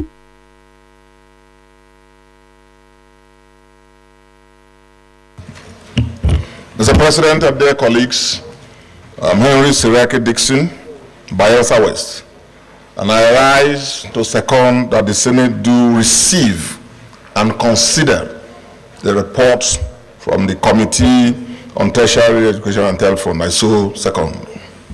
The Distinguished College, those in support that the Senate do receive this report, say aye. Those against say nay. The ayes have it. So proceed to lay the report.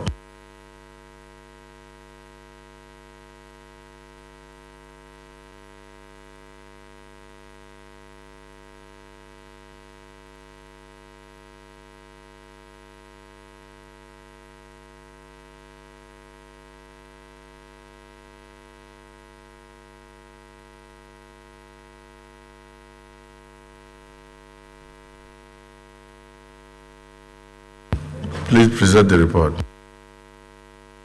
DSP. Thank you, Mr. President. My respected colleagues, the report of the Senate Joint Committee on Tertiary Institutions and Third Point and House of Representative Committee on Students' Loans, Scholarship and Higher Education, Financing on the Student Loans, Access to Higher Education, Repeal and Enactment Bill 2024, SB 398. The Senate at its plenary on Thursday, 14th March 2024, debated the general principles of the bill, student loans, access to higher education, Repeal and Enactment Bill 2024, SB 398, which was sponsored by distinguished Senator Bamidele Opeyemi, Senate leader. After deliberation, the bill was read for the second time and repair sent to the Joint Committee of the Senate Tertiary Institution and Third Point and House of Representative Committee on Student Loans, Scholarship and Higher Education Financing for further legislative action.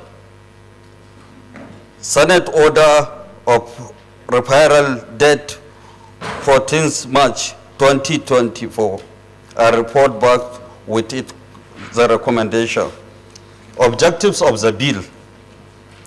The core objective of the bill is to provide a legislative framework to support the establishment of Nigerian Education Loan Fund with a view to oversee the general administration of the management and disbursement of the loan to beneficiaries. Specific objectives of the bill. The bill seeks to achieve the following: provide loan to qualified applicant to pay tuition fee, charges, and upkeep during their courses of study in approved tertiary. Senator, can we go to recommendation? We have the report before us. Everybody has a report. They've perused through it. Just go to recommendation so we can move ahead. Recommendation. Just go to recommendation.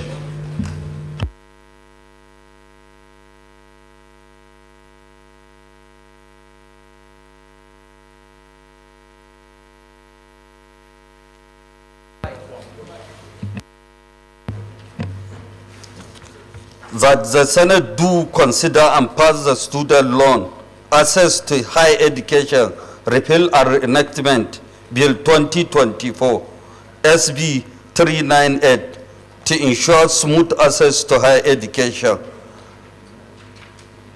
In conclusion, I wish to use this opportunity to thank the President of the Senate and distinguished colleagues for the opportunity to serve in this capacity, and to humbly request the Senate to pass the bill. Thank you, Mr. President. Thank you, Senator Ndusi. And is there any comment, please?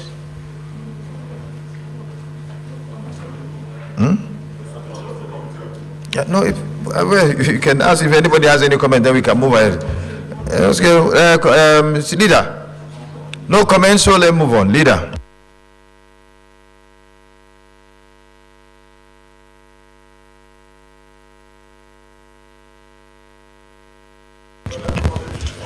Mr. President, distinguished colleagues, I stand to move that the Senate resolve into Committee of the Whole to consider this report. I so move. Minority Leader. I second the motion that the Senate resolves into the Committee of the Whole to consider the report. I so second. Those in favor that we resolve to the Committee of Whole to continue the process of the bill, say aye. Those against say nay. The ayes have it.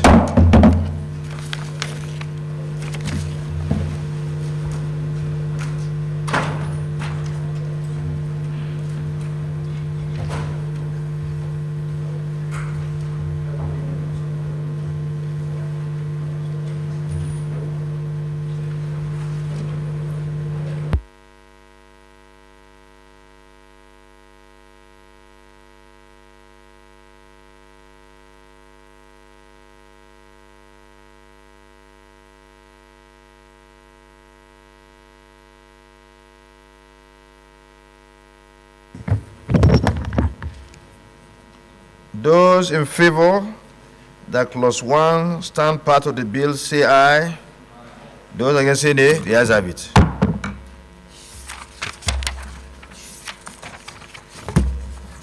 Those in favor that clauses 2, 3, 4, and 5 stand part of the bill, please say aye. Those against say nay. The ayes have it.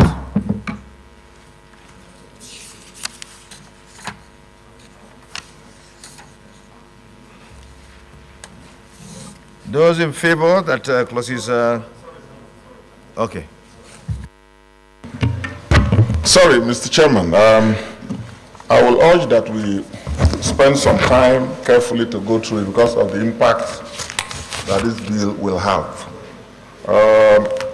Clause subsection 3 of section 2, where exemptions to repayment are listed. Yes. Yes. Just wanted to be sure that what we agreed on is what is there. I withdraw my comments. No. What we agreed on is appropriately captured. Thank you. I just wanted us to be sure.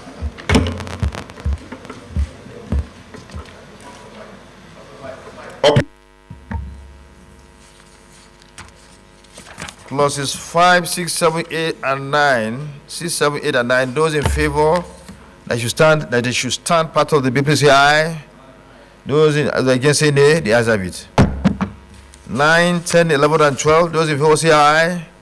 Those against say nay. The ayes have it.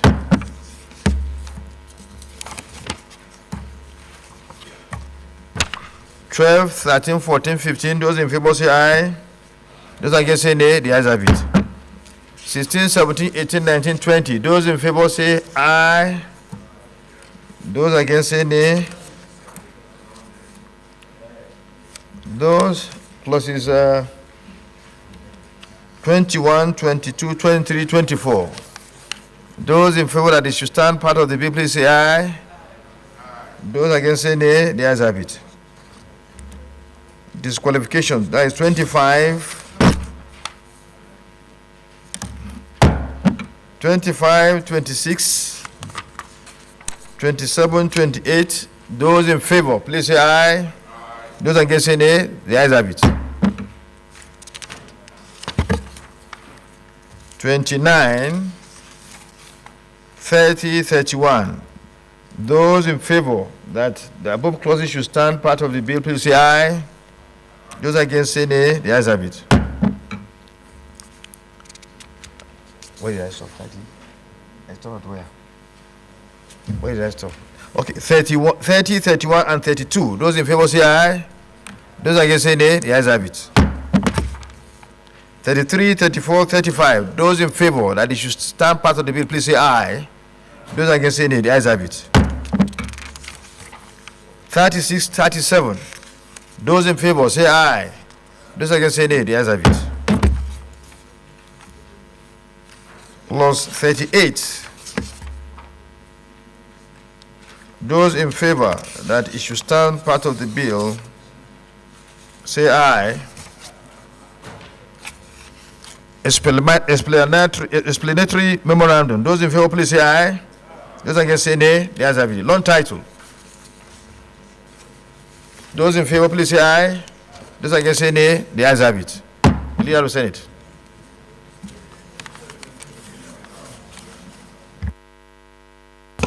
Mr. President, sitting as chair, distinguished colleagues, I stand to move that the Senate reverts to plenary to enable the chairman report progress. I so move, Mr. Chairman.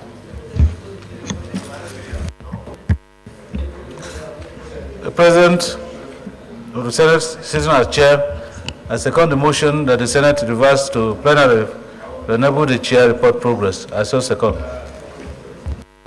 Those in favor of the motion moved by the leader and seconded by the minority leader, please say aye.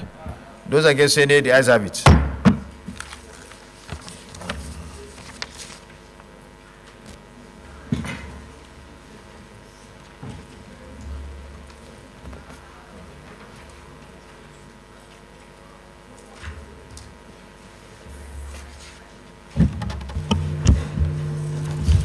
The Senate in the Committee of the Whole considered the report of the Committee on Tertiary Institutions and Third Fund on the Student Loans Access to Higher Education Act, Repeal and Reenactment Bill 2024, and approved as follows.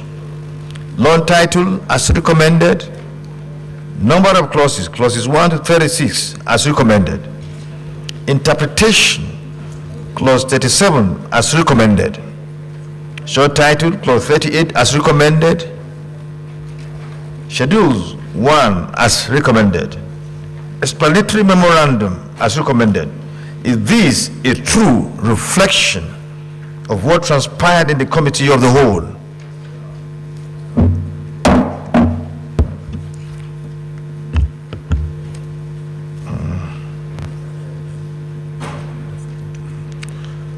The Leader of the Senate.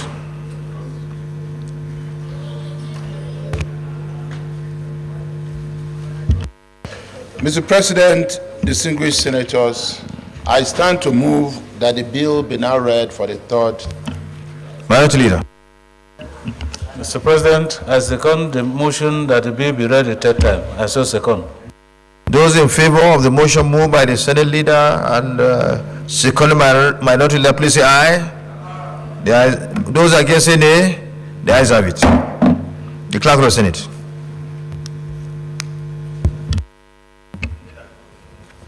Mr. President, distinguished senators, a bill for an act to repeal the Student Loans Access to Higher Education Act 2023 and enact the Student Loans Access to Higher Education Act 2024 to establish the Nigerian Education Loan Fund as a body corporate to receive, manage, and invest funds to provide loans to Nigerians for higher education, vocational training, and skills acquisition, and for related matters 2024. Third reading.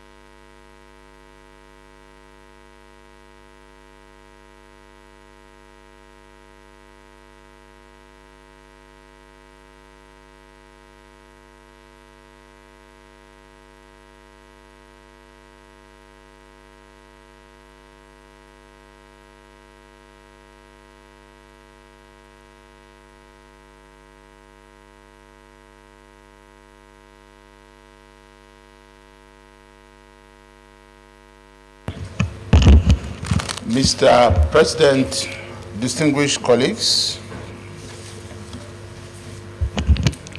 working with the supplementary order paper, may I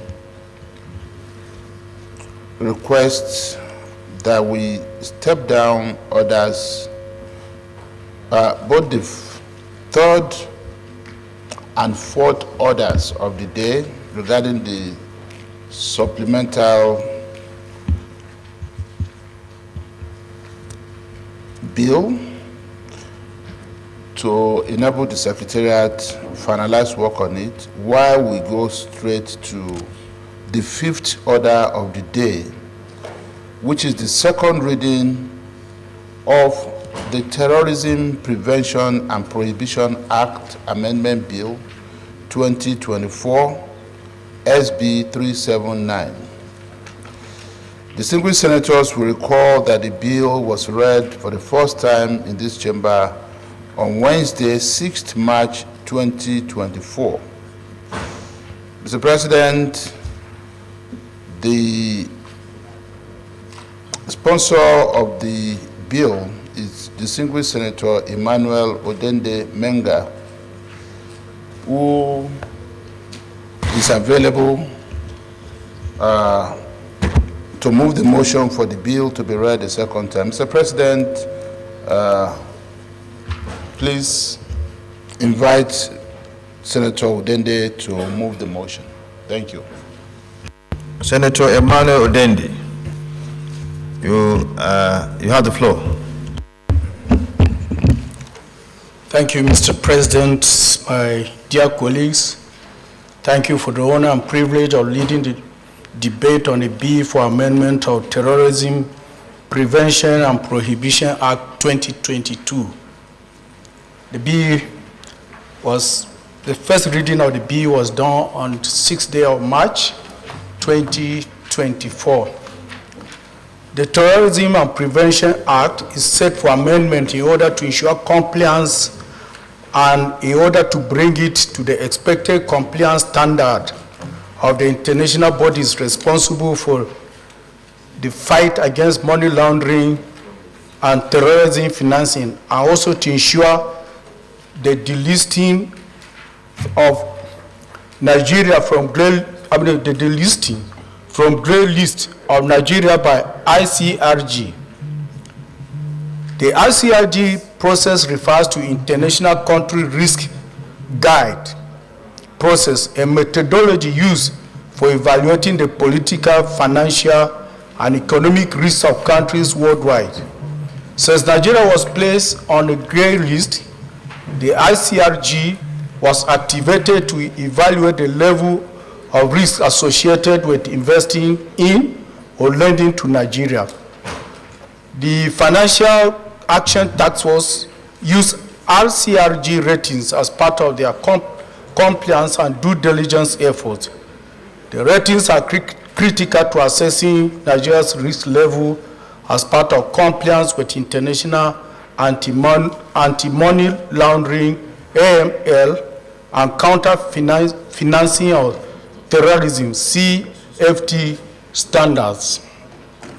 Section 49, subsection 2 of the Principal Act is being redrafted as, where the Attorney General is satisfied that there is evidence or reasonable grounds to support recommendation made under subsection 1 of this section, the Attorney General shall designate the person, organization, or entity so recommended as a terrorist organization, terrorist entity, or terrorist financial, provided that the designation made by Attorney General under this section shall not be conditional upon the existence of criminal proceeding in relation to the person, entity to be designated. This drafting is being made to make it practicable for the domestic designation made by Nigerian Sanctions Committee to be disseminated and implemented within a period of 24 hours as required by Financial Action Task Force. Also, a new subsection 8 is being added to the provision of section 49 as the designation of a person, group, or entity by Attorney General on the recommendation of Nigerian Sanctions Committee in accordance with United Nations Security Council Resolution 1373, 2001, and successor resolutions shall A, have immediate application in Nigeria, B, continue in force until the revocation of designation or delisting of the person, group, or entity by Attorney General of the Federation. This reason is to give domestic designation immediate effect in Nigeria. Mr. President, my dear colleagues, it is on this ground that I urge you to expeditiously pass this bill for second reading. Thanks.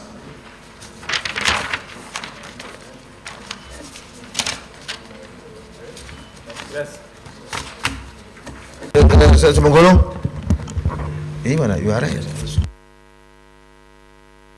President, distinguished senators, my name is Mohamed Tahir Monguno. I represent Borno North Senatorial District. This bill is res ipsa locutor. It speaks for itself, because what this bill essentially seeks to achieve is to bring the Terrorism Prevention and Prohibition Bill that was enacted by these chambers to be in consonance or in tandem with international best practice, especially against the backdrop of the fact that terrorism and terrorists are now evolving with the changing nature of technology. So there is a need for us to amend our laws to catch up with the evolving nature of terrorism act that is being committed by terrorists, and also the provision that will allow the Attorney General of the Federation to designate an entity, an individual, or an organization as a terrorist is also novel, in the sense that without such designation, it will be very difficult for international criminal fighting organizations like Interpol to accept an entity as a terrorist organization or a terrorist financial. So essentially, Mr. President, as I said earlier, this bill seeks to bring our Terrorism Prevention and Prohibition Bill in tandem with international best practice. And I urge my colleagues to support the second reading of this bill with speed of light. Thank you. Senator Dixon.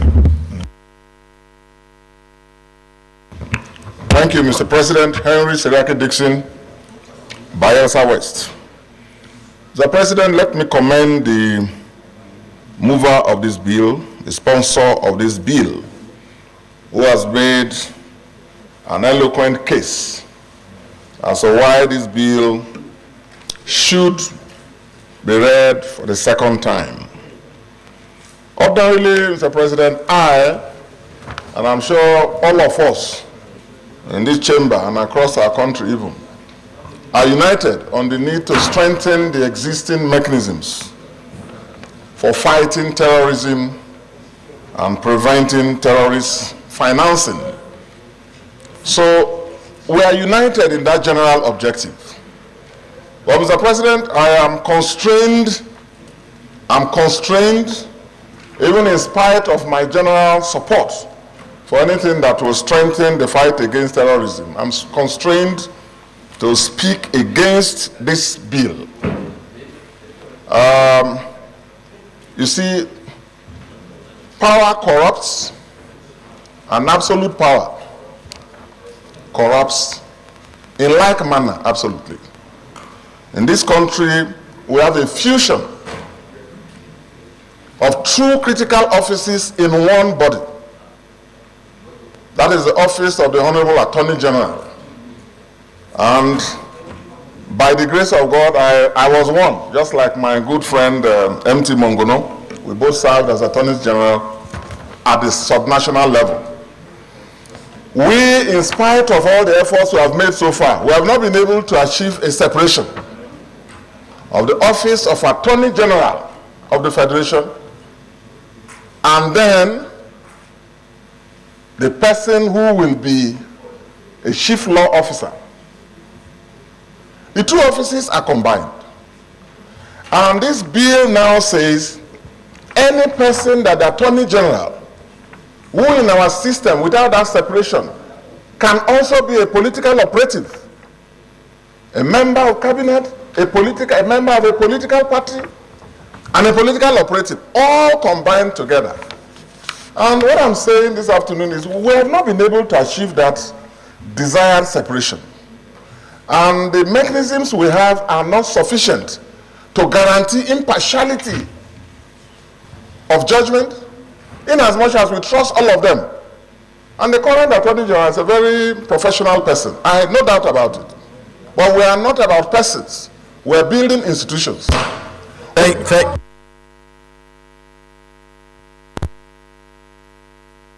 Without reference to the national security institutions, without reference to the judiciary of our country, on its own, designates a person, an organization, as a terrorist organization. We must trust that any Attorney General of our country will do so painstakingly and in the best interest of our country. No doubt. But there is no mechanism to check and abuse. So I will support that power of the Attorney General, if this bill must be passed, must be subjected to a recommendation from the Office of the National Security Advisor. Thank you very much. Thank you. Thank you very much. Thank you. Without anyone that wants to contribute, we'll give him 1 second. Senator Nkwambo, we'll give you 2 minutes so that we can round up the debate on this. I also want to rise to Mr. President to commend the movers of this motion and to support any action that will be done to make Nigeria more transparent and more acceptable, especially in this period that we are today. One of the constraints, especially at the FATF, we had in those days during the Mutallab days, was that because of an act by one particular person, the whole country was designated a terrorist country risk area. If we have had this kind of provisions in our law, the Attorney General would have isolated that individual or the group he belongs to designate him, honorated the country for thereby being designated as a whole, and all the process that we went through. But also, the fear is, like it was said, if Section 8, the number of people, the Nigerian Sanctions Committee, I don't know how the composition of that committee is going to be. Thank you. We have 1 minute so that we can... We should be very careful in sanctioning, in approving the composition of the Nigerian Sanctions Committee, so that a lot of what do I say? Discretion will not be allowed to allow for that kind of person. Like is suggested, I also support that the Office of the National Security Advisor, either house that committee or lead the committee. Thank you, Mr. President. Thank you very much. I think without much ado, we should seek the votes of the Senate so that we can move to the second. Now, despite the objections that was raised by Senator Dixon, I think we should look at the merit of the bill properly. And as we move on into the next stage of the processing of the bill, we can have inputs from others and even from the public. And we have experts here, including the likes of Dixon and the rest. We'll look at it and see how that can be looked at, for the overall interest of the nation. That said, I now put to vote. Those in favor that this bill now be read second time, please say aye. Able to deal with these very, very serious menace on our country, will be able to have the necessary or the appropriate prosperity we are seeking to have in this country. Thank you. The Leader of the Senate. Mr. President, very distinguished colleagues, the seventh order of the day is the second reading of a bill standing in my name on the Money Laundering Prevention and Prohibition Act Amendment Bill 2024, SB 378. Distinguished senators will recall that the bill was read the first time in this chamber on Thursday, 14th March 2024. Mr. President, with your permission, I move, in moving that the bill be read a second time, Mr. President, I seek your permission to present the lead debate. You may proceed. Mr. President, distinguished colleagues, it is my honor and privilege to lead the debate on the amendment of the Money Laundering Prevention and Prohibition Bill 2024. Mr. President and distinguished colleagues, the bill seeks to cure the deficiencies in the MLPPA 2022 to meet the Financial Action Task Force International Cooperation Review Group, known as the ICRG, requirements for the effective implementation of the AML-CFT measures. And distinguished colleagues, I also must add the fact that this, as well as the bill that we just finished considering for second reading, are bills coming from NFIU aimed at ensuring that Nigeria remains or complies with global best practice standard signed by other treaty nations. The bill was read the first time in the Senate on Thursday, 14th March 2024. The Money Laundering Prevention and Prohibition Bill 2024 remains an important legislation in the anti-money laundering, counter-terrorism financing regime in Nigeria. Hence, the need to update it to ensure operational and implementational integrity and meet the Financial Action Task Force standards cannot be overemphasized. The FATF continually identifies and reviews jurisdictions with strategic anti-money laundering and counter-terrorism financing deficiencies that present a risk to the international financial system and closely monitors their progress. The FATF's International Cooperation Review Group oversees the process.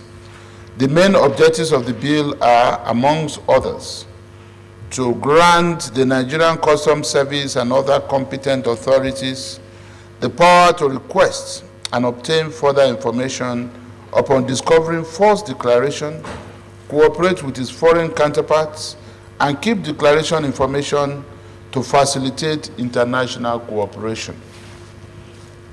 Also, to grant competent authorities to restrain currency or bearers' negotiable instruments, to ascertain whether evidence of money laundering may be found, to mandate competent authorities to put safeguards to ensure proper use of declaration information, to extend the customer due diligence measures applicable to PEPs, meaning politically exposed persons, to their family members and close associates, to provide an upper threshold for reporting suspicious transactions, and to expand the scope of matters that reporting entities can consider. This will ensure prompt reportage, to extend the protection accorded to FIs to situations where the crime is unknown, regardless of whether it actually occurred, and to prohibit tipping off by FIs and DNFBPs. And finally, to mandate competent authorities to maintain comprehensive, relevant AML/CFT statistics, establish guidelines and provide feedback to financial institutions and designated non-financial businesses and professions, to separate unrelated predicate offenses as specified by the FATF definition of predicate crime. I therefore urge my distinguished colleagues to support this bill for the second reading.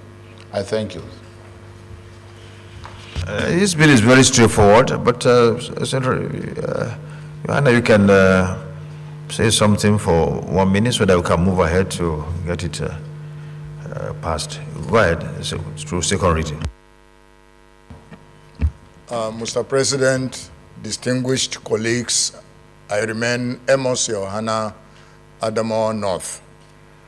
I rise to support the second reading of this bill. Crime in general and money laundering in particular tend to be international in nature. And for us to fight it appropriately, we need to amend our laws, strengthen them, so that we can also be considered internationally as people who fight money laundering. And with that, I support very strongly, Mr. President, that we read this bill for the second time. Thank you very much. As I said, it's a very straightforward bill, something to help to stop or bring the attitude of the crime of money laundering to the barest minimum of the country. Very straightforward. So those in favor that the bill be read the second time, please say aye. Those against say nay. The ayes have it. Clerk of the Senate.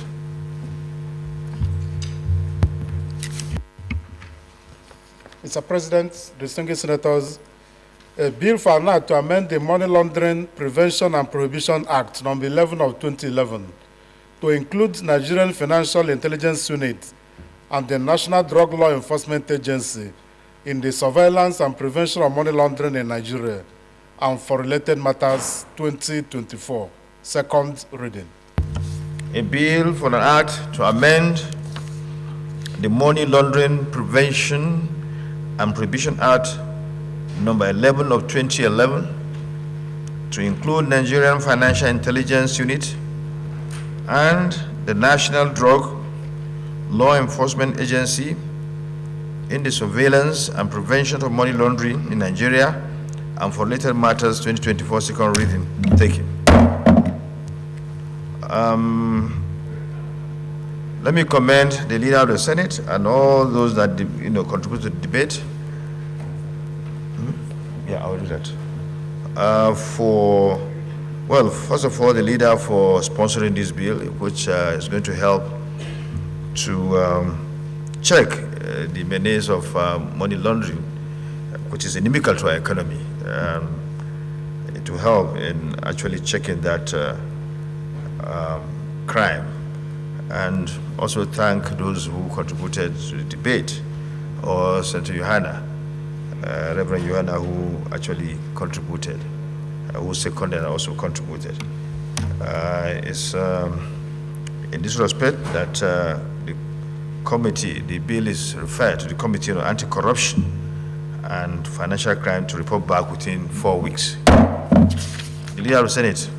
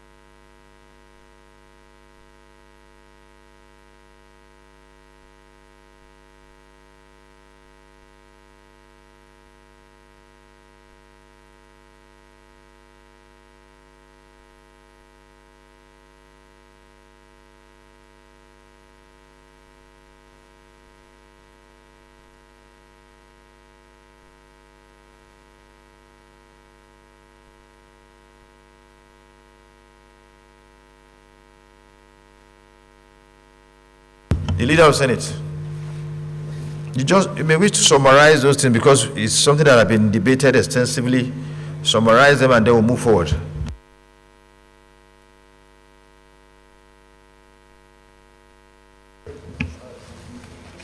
Well, Mr. President, very distinguished colleagues,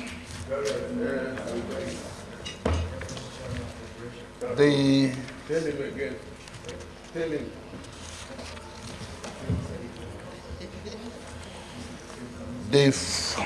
fourth order of the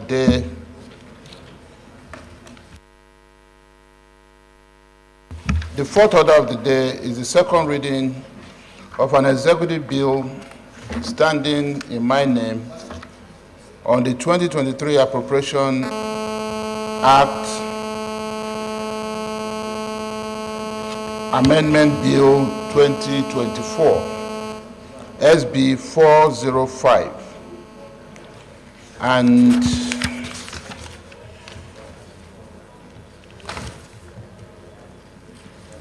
I seek the indulgence of Mr. President and my distinguished colleagues to take the fourth order along with the fifth order of the day, which is the second reading,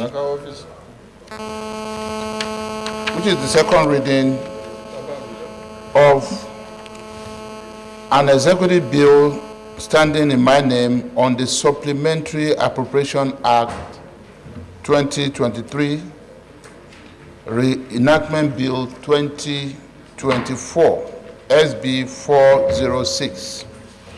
And Mr. President, with your permission, I seek to read the lead debate. The Leader, this matter has been debated severally. We are all aware of, is there anybody who is not aware of it? It's just the extension of the 2023 appropriation bill, the capital side, to June, end of June this year, and then the reenactment of the supplementary 2023 supplementary to begin from that start from January to end in June. Is there anybody that is not clear about it? Everybody clear? Can I put the vote? Okay. Well, you have any? Just before you put the vote, Senate President, we are doing this, all of us know what it is. We're just trying to beat time and adjust our timing. So we should do it appropriately. The leader should suspend all rules and then we take it and then pass it as it is. Everybody knows the content is not changing, we're not adding anything. But it should be on our record that we suspended the rule to take it straight away. Thank you, Chief Whip. Please move for the suspension of the rules so that we can now move ahead.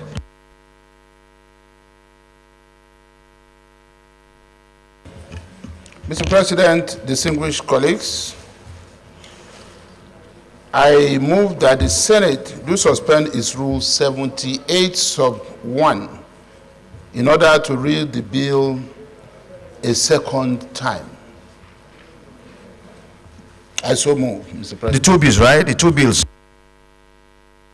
So, Minority Leader.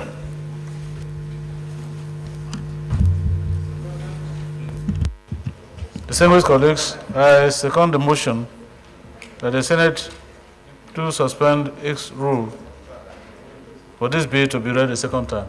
Those in favor of the motion, please say aye. Aye. Those against say nay. The ayes have it. Clerk.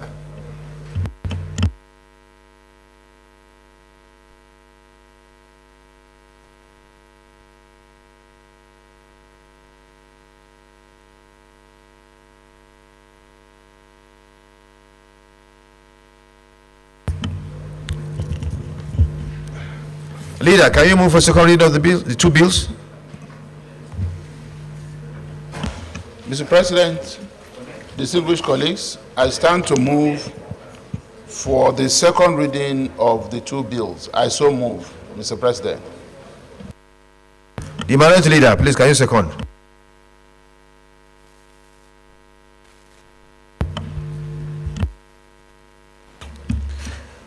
Mr. President, distinguished colleagues, I second the motion assembly moved by the Senate leader.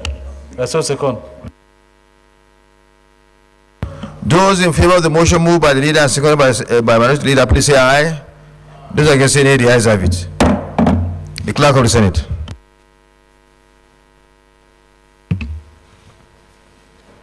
Mr. President, distinguished senators, a bill for an act to reenact the Supplementary Appropriation Act 2023 to extend its implementation from 1st January 2024 to 30th June 2024 and for related matters 2024.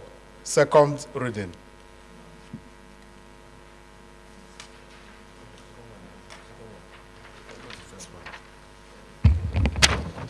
Mr. President, distinguished senators, a bill for an act to reenact the 2023 Appropriation Act to further extend the time for implementation from 1st January 2024 to 30th June 2024 and for related matters, second reading. Okay. Mr. President, distinguished senators, a bill for an act to extend the implementation period of the 2023 Appropriation Act from 1st January 2024 to 30th June 2024 and for related matters 2024. Second reading. A bill for an act to reenact the Supplementary Appropriation Act 2023 to extend its implementation from 1st January 2024 to 30th June 2024 and for related matters 2024 SB 406. Second reading taken.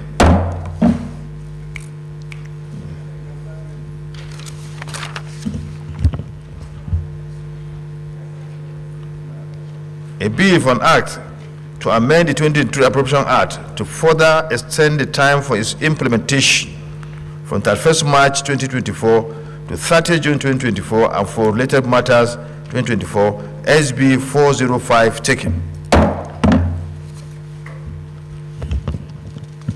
The Senate leader.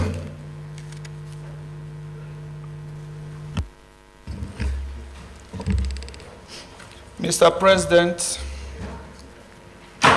distinguished senators, in compliance with the Senate Rule 80 of Senate Standing Order 2023 as amended, I now move that the Senate do resolve into the Committee of Supply for the clause-by-clause consideration of the bill. I so move. Minority leader. Mr. President, I second the motion that the Senate do resolve into the Committee of Supply to consider the bill. Those in favor of the motion moved by the leader of the Senate and seconded by minority leader, please say aye. Those against say nay, the ayes have it.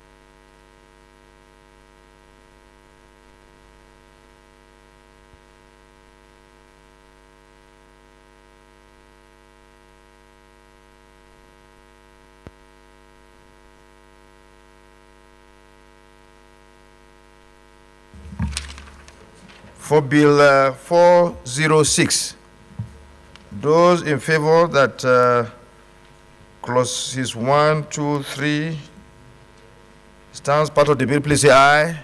Those against say nay, the ayes have it. Those in favor that the explanatory memorandum stand part of the bill, please say aye. Those against say nay, the ayes have it. Those in favor that the long title stand part of the bill, please say aye.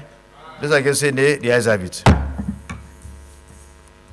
For Bill 405, those in favor that clauses 1, 2, 3, 4, 1, 2, 3 should stand part of the bill, please say aye. Those against say nay, the ayes have it. Those in favor that the explanatory memorandum should stand part of the bill, please say aye. Those against say nay, the ayes have it. Those in favor that the long title should stand part of the bill, please say aye. Those against say nay, the ayes have it. The Leader of the Senate.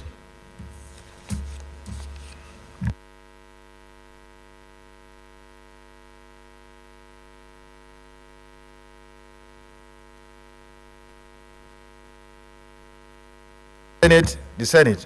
You are no longer in the House of Reps. You used to be in the House of Reps. You are now in the Senate. And the minority leader. Mr. President, sitting as chair, distinguished colleagues, I second the motion that the Senate reverse to plenary to enable the chair report progress. I so second. Those in favor of the motion moved by the Leader of the Senate and seconded by the minority leader, please say aye. Those against say nay. The ayes have it.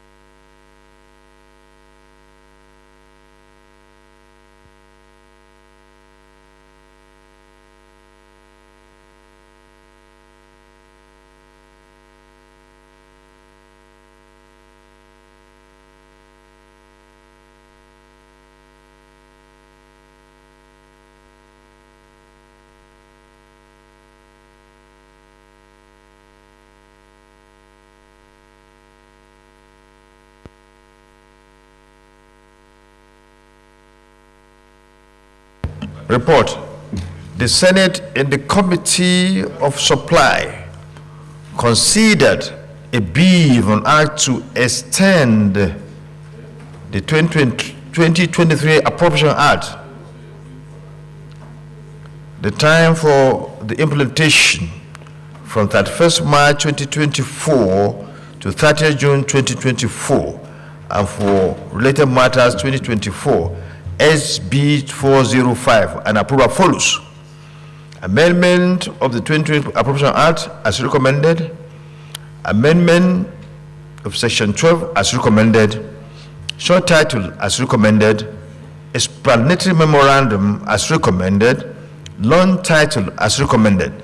Is this a true reflection of what transpired in the Committee of the Whole on Supply?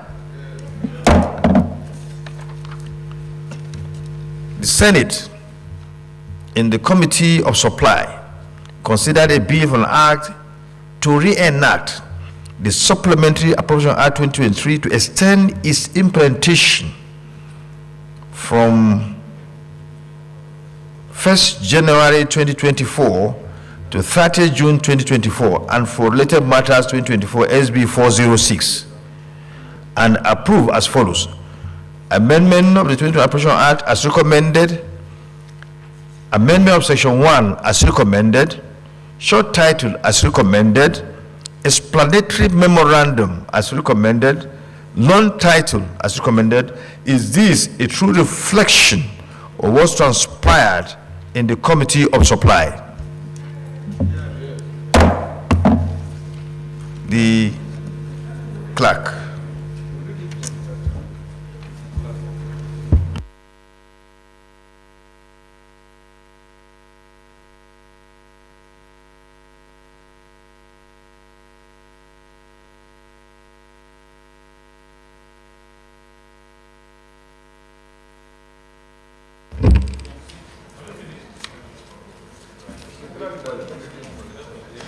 He has to be invited.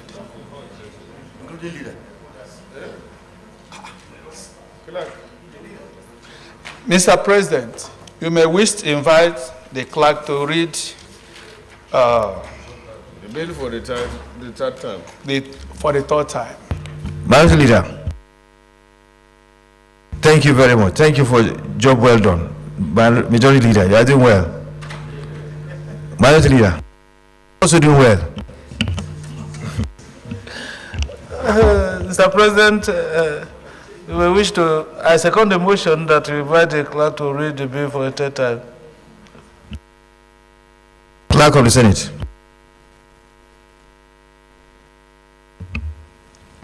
Mr. President, distinguished senators, a bill for an act to reenact the 2023 Appropriation Act to extend the time from implementation period.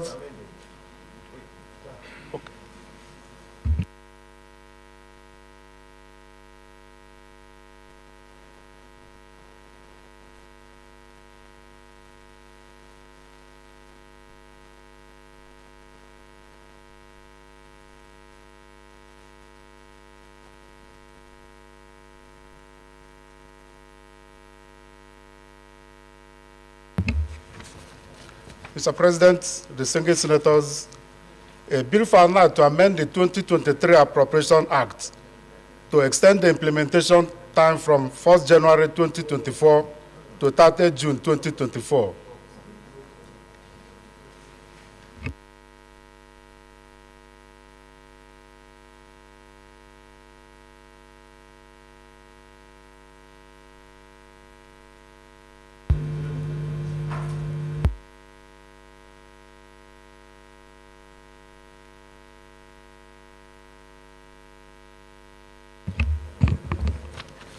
Mr. President, distinguished senators, a bill for an act to amend the 2023 Appropriation Act to extend the implementation period from 1st January 2024, 31st March 2024 to 30 June 2024, and for related matters 2024, SB 405, third reading.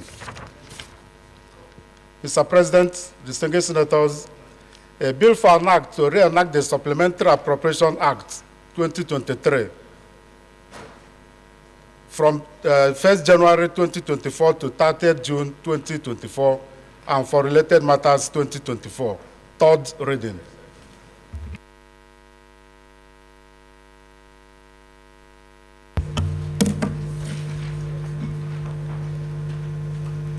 An act to amend the 2023 Appropriation Act to further extend the time for implementation from 31st March 2024 to 30th June 2024, and for related matters 2024, SB 405, third reading taken and passed. An act to reenact the Supplementary Appropriation Act 2023 to extend its implementation from 1st January 2024 to 30th June 2024, and for related matters 2024, SB 406, third reading taken and passed. Thank you very much, the leader, for bringing this forward, even though the request came from the president today. I think it's quite necessary to get these bills passed so that the capital component of the components of the 2023 Appropriation Act can be fully implemented, because there's no point passing a budget which is geared towards the development of our country. And the important aspect of it, which is the capital component, is left unimplemented. And this will give the chance for all those projects, those vital national projects that their implementations have so far started to get completed. Because if we don't do this, then it will give room for creating abandoned projects that will not be good for our country. So we thank Mr. President. This shows his commitment to bringing the needed infrastructure development to this country. We therefore urge all the MDAs and indeed all contractors to see this opportunity to fast track the implementation of various projects that are now that are now being implemented across this country. And also the other bill which will address the recurrent components of the Supplementary Appropriation Act that are needed to really deal or give funding to security agencies that need payments for their upkeep and other supplies that they need to operate very well. So I commend all senators that contributed, and indeed the entire Senate, for acting with dispatch to get these two bills passed.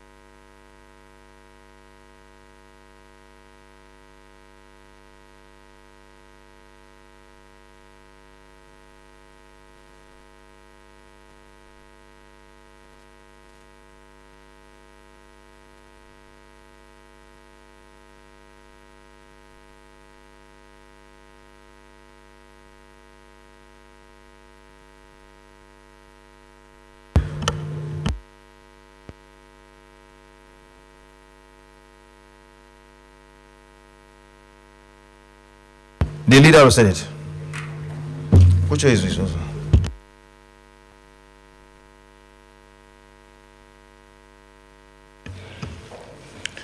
Mr. President, distinguished colleagues,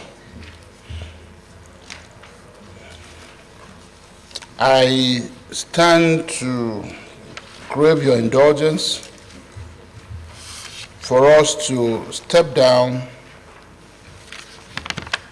the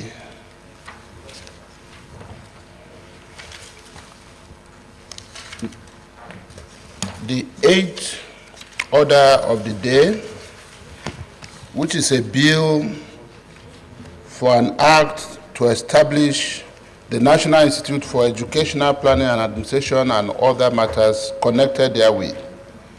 And I appreciate the understanding of the sponsor, distinguished Senator Sulaiman Umar Sadiq, representing Kwara North.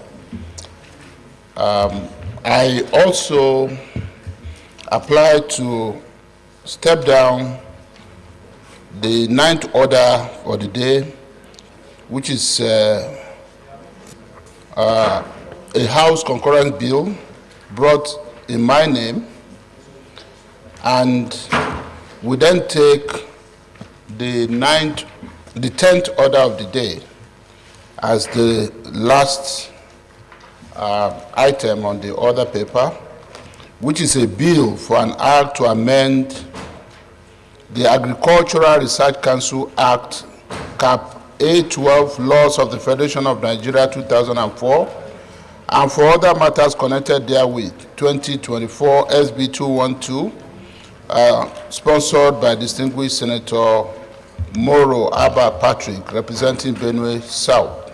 So, Mr. President, you may wish to invite distinguished Senator Moro Abba to move the motion. let me at this juncture invite a former local government chairman, a former minister, a former non-ranking senator, a former ranking senator, and now the minority leader. Well, you say what? I didn't say it. You say former. well, okay. Some are saying former, but I don't. Well, let me not just say that here. Let me give him the respect as a minority leader. Otherwise, I would have joined you to say so. Our minority leader, respected minority leader, you have the floor. Thank you, Mr. President, distinguished colleagues. Mr. President, I want to say that only comrades know who is the former comrade. Distinguished colleagues, I seek your kind leave to lead the debate on this very important bill for the establishment of the Federal College of Agricultural Technology of Pialu, Ojapo, in Benue State. The bill was read for the first time in this very revered chamber on Thursday, 26 October 2023. The bill was originally initiated in the 9th Senate Assembly by my humble self, while all legislative processes were concluded on it and it was transmitted to the presidency for assent, but could not get the needed assent before the passage of the Assembly. As it is the rule, the bill has passed with the 9th Senate and has to be reintroduced de novo. Mr. President, distinguished colleagues, this bill is a valorous stride towards not only addressing the educational needs of the people of Benue State and by extension Nigerians, but it will also serve as a training ground for the development of agriculturalists in the country. The primary intent of the bill is to establish a Federal College of Agricultural Technology of Pialu, Ojapo, to contribute to the development of Nigeria through training of qualitative manpower by adequate exposure to sound theoretical background, practical farm and field demonstration, as well as knowledge capacity development for staff. Mr. President, distinguished colleagues, it is pertinent to mention that agriculture with its allied sectors is undeniably the biggest livelihood provider in Nigeria, especially in the rural areas, and contributes significantly to the country's gross domestic product, GDP. May I mention further, Mr. President, distinguished colleagues, that the demand for agricultural products is daily on the increase, with increase in population and per capita income and growing demand from industrial sectors. The Federal College of Agricultural Technology of Pialu, Ojapo, when established, will train and produce morally sound graduates to become self-employed in the area of science and agriculture, establish linkages and collaboration with other policymakers, research institutes, and training institutions, establish and manage modern standard livestock farms, veterinary clinics, and diagnostic laboratories, produce technicians capable of carrying out routine preventive measures and advisory services in livestock, fishery, crop production, promote capacity building through outreach programs, vocational training, continuous education, among others, in the area of science and agriculture, promote youth development and empowerment opportunities through entrepreneurial and agricultural activities. In compliance with Order 7733 of the Standing Rules of the Senate of the Federal Republic of Nigeria with the procedure of bills, compendium and consolidation, which states inter alia that on the introduction of a bill, a compendium of background information and financial implication of such bills, if passed into law, shall be delivered to all senators. The said compendium for the establishment of this bill is attached hereto. Mr. President, distinguished colleagues, I humbly urge you to please support this very essential bill and pass it accordingly for second reading. I so submit, Mr. President. Right. Oh, distinguished Senator Agadaga, you have the floor.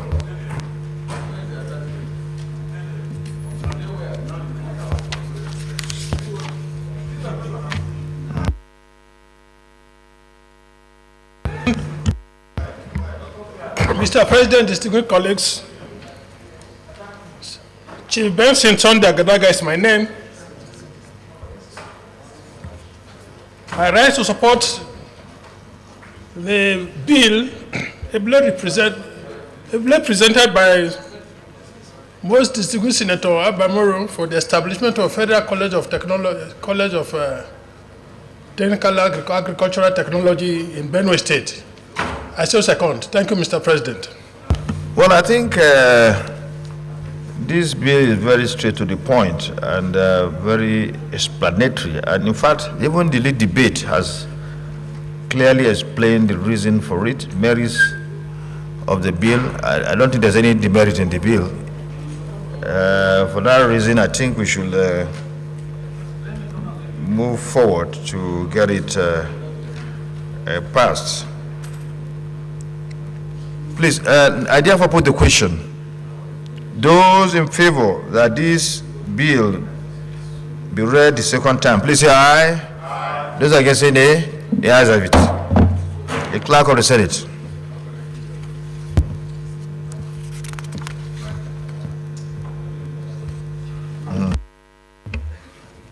Mr. President, distinguished senators, a bill for an act to amend the Agricultural Research Council Act, Cap 812, Laws of the Federation of Nigeria 2004, and for other matters connected therewith 2024. Second reading. A bill for an act to amend the Agricultural Research Council Act, Cap A112, Laws of the Federation of Nigeria 2004, and other matters connected therewith. 2024, second reading taken. Let me, and the bill now is referred to the Committee on Tertiary Education and Third Fund and Agriculture to report back within 4 weeks. So let me commend the minority leader for bringing forward this bill. I think it demonstrates his zeal to bring about an institution which will produce the necessary manpower that will drive the agricultural pursuit of his area, and indeed the entire North Central states, North Central zone, because the zone is known for the fact that is one of the best producers of food in this country, one of the zones that produce food for us as a country. And I think once we have this school established, that will help to train those who will work on farms and other agricultural entities that will help to drive the process of bringing about food sufficiency to our citizenry. So I commend Senator Abamoro for bringing forward this bill, and also commend those who contributed in the debate. Thank you very much.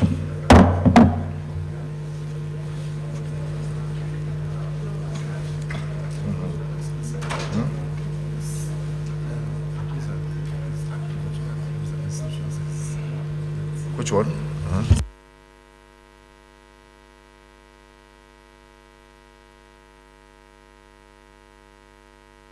Okay, I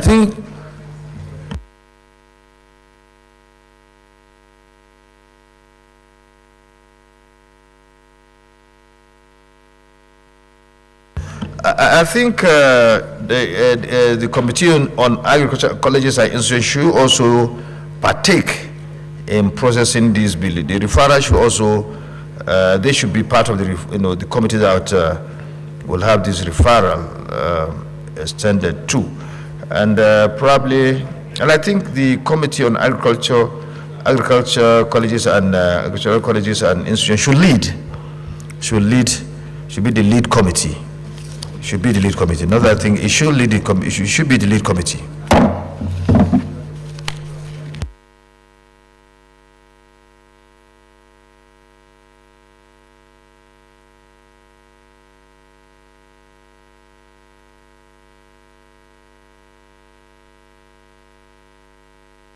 Well, because we are going on the Ramadan recess from tomorrow, there's a need to have the votes and proceeding passed, particularly because of important bills that we have, the access to the student loans bill, the two appropriations bill. We need to have them passed in the votes and we need to have the votes and proceedings passed because we will not be around tomorrow. For that reason, we'll need to adjourn to come back here by 4:30. By 4:30, we should adjourn to get the votes and proceedings passed. So the Senate stands adjourned to 4:30 today.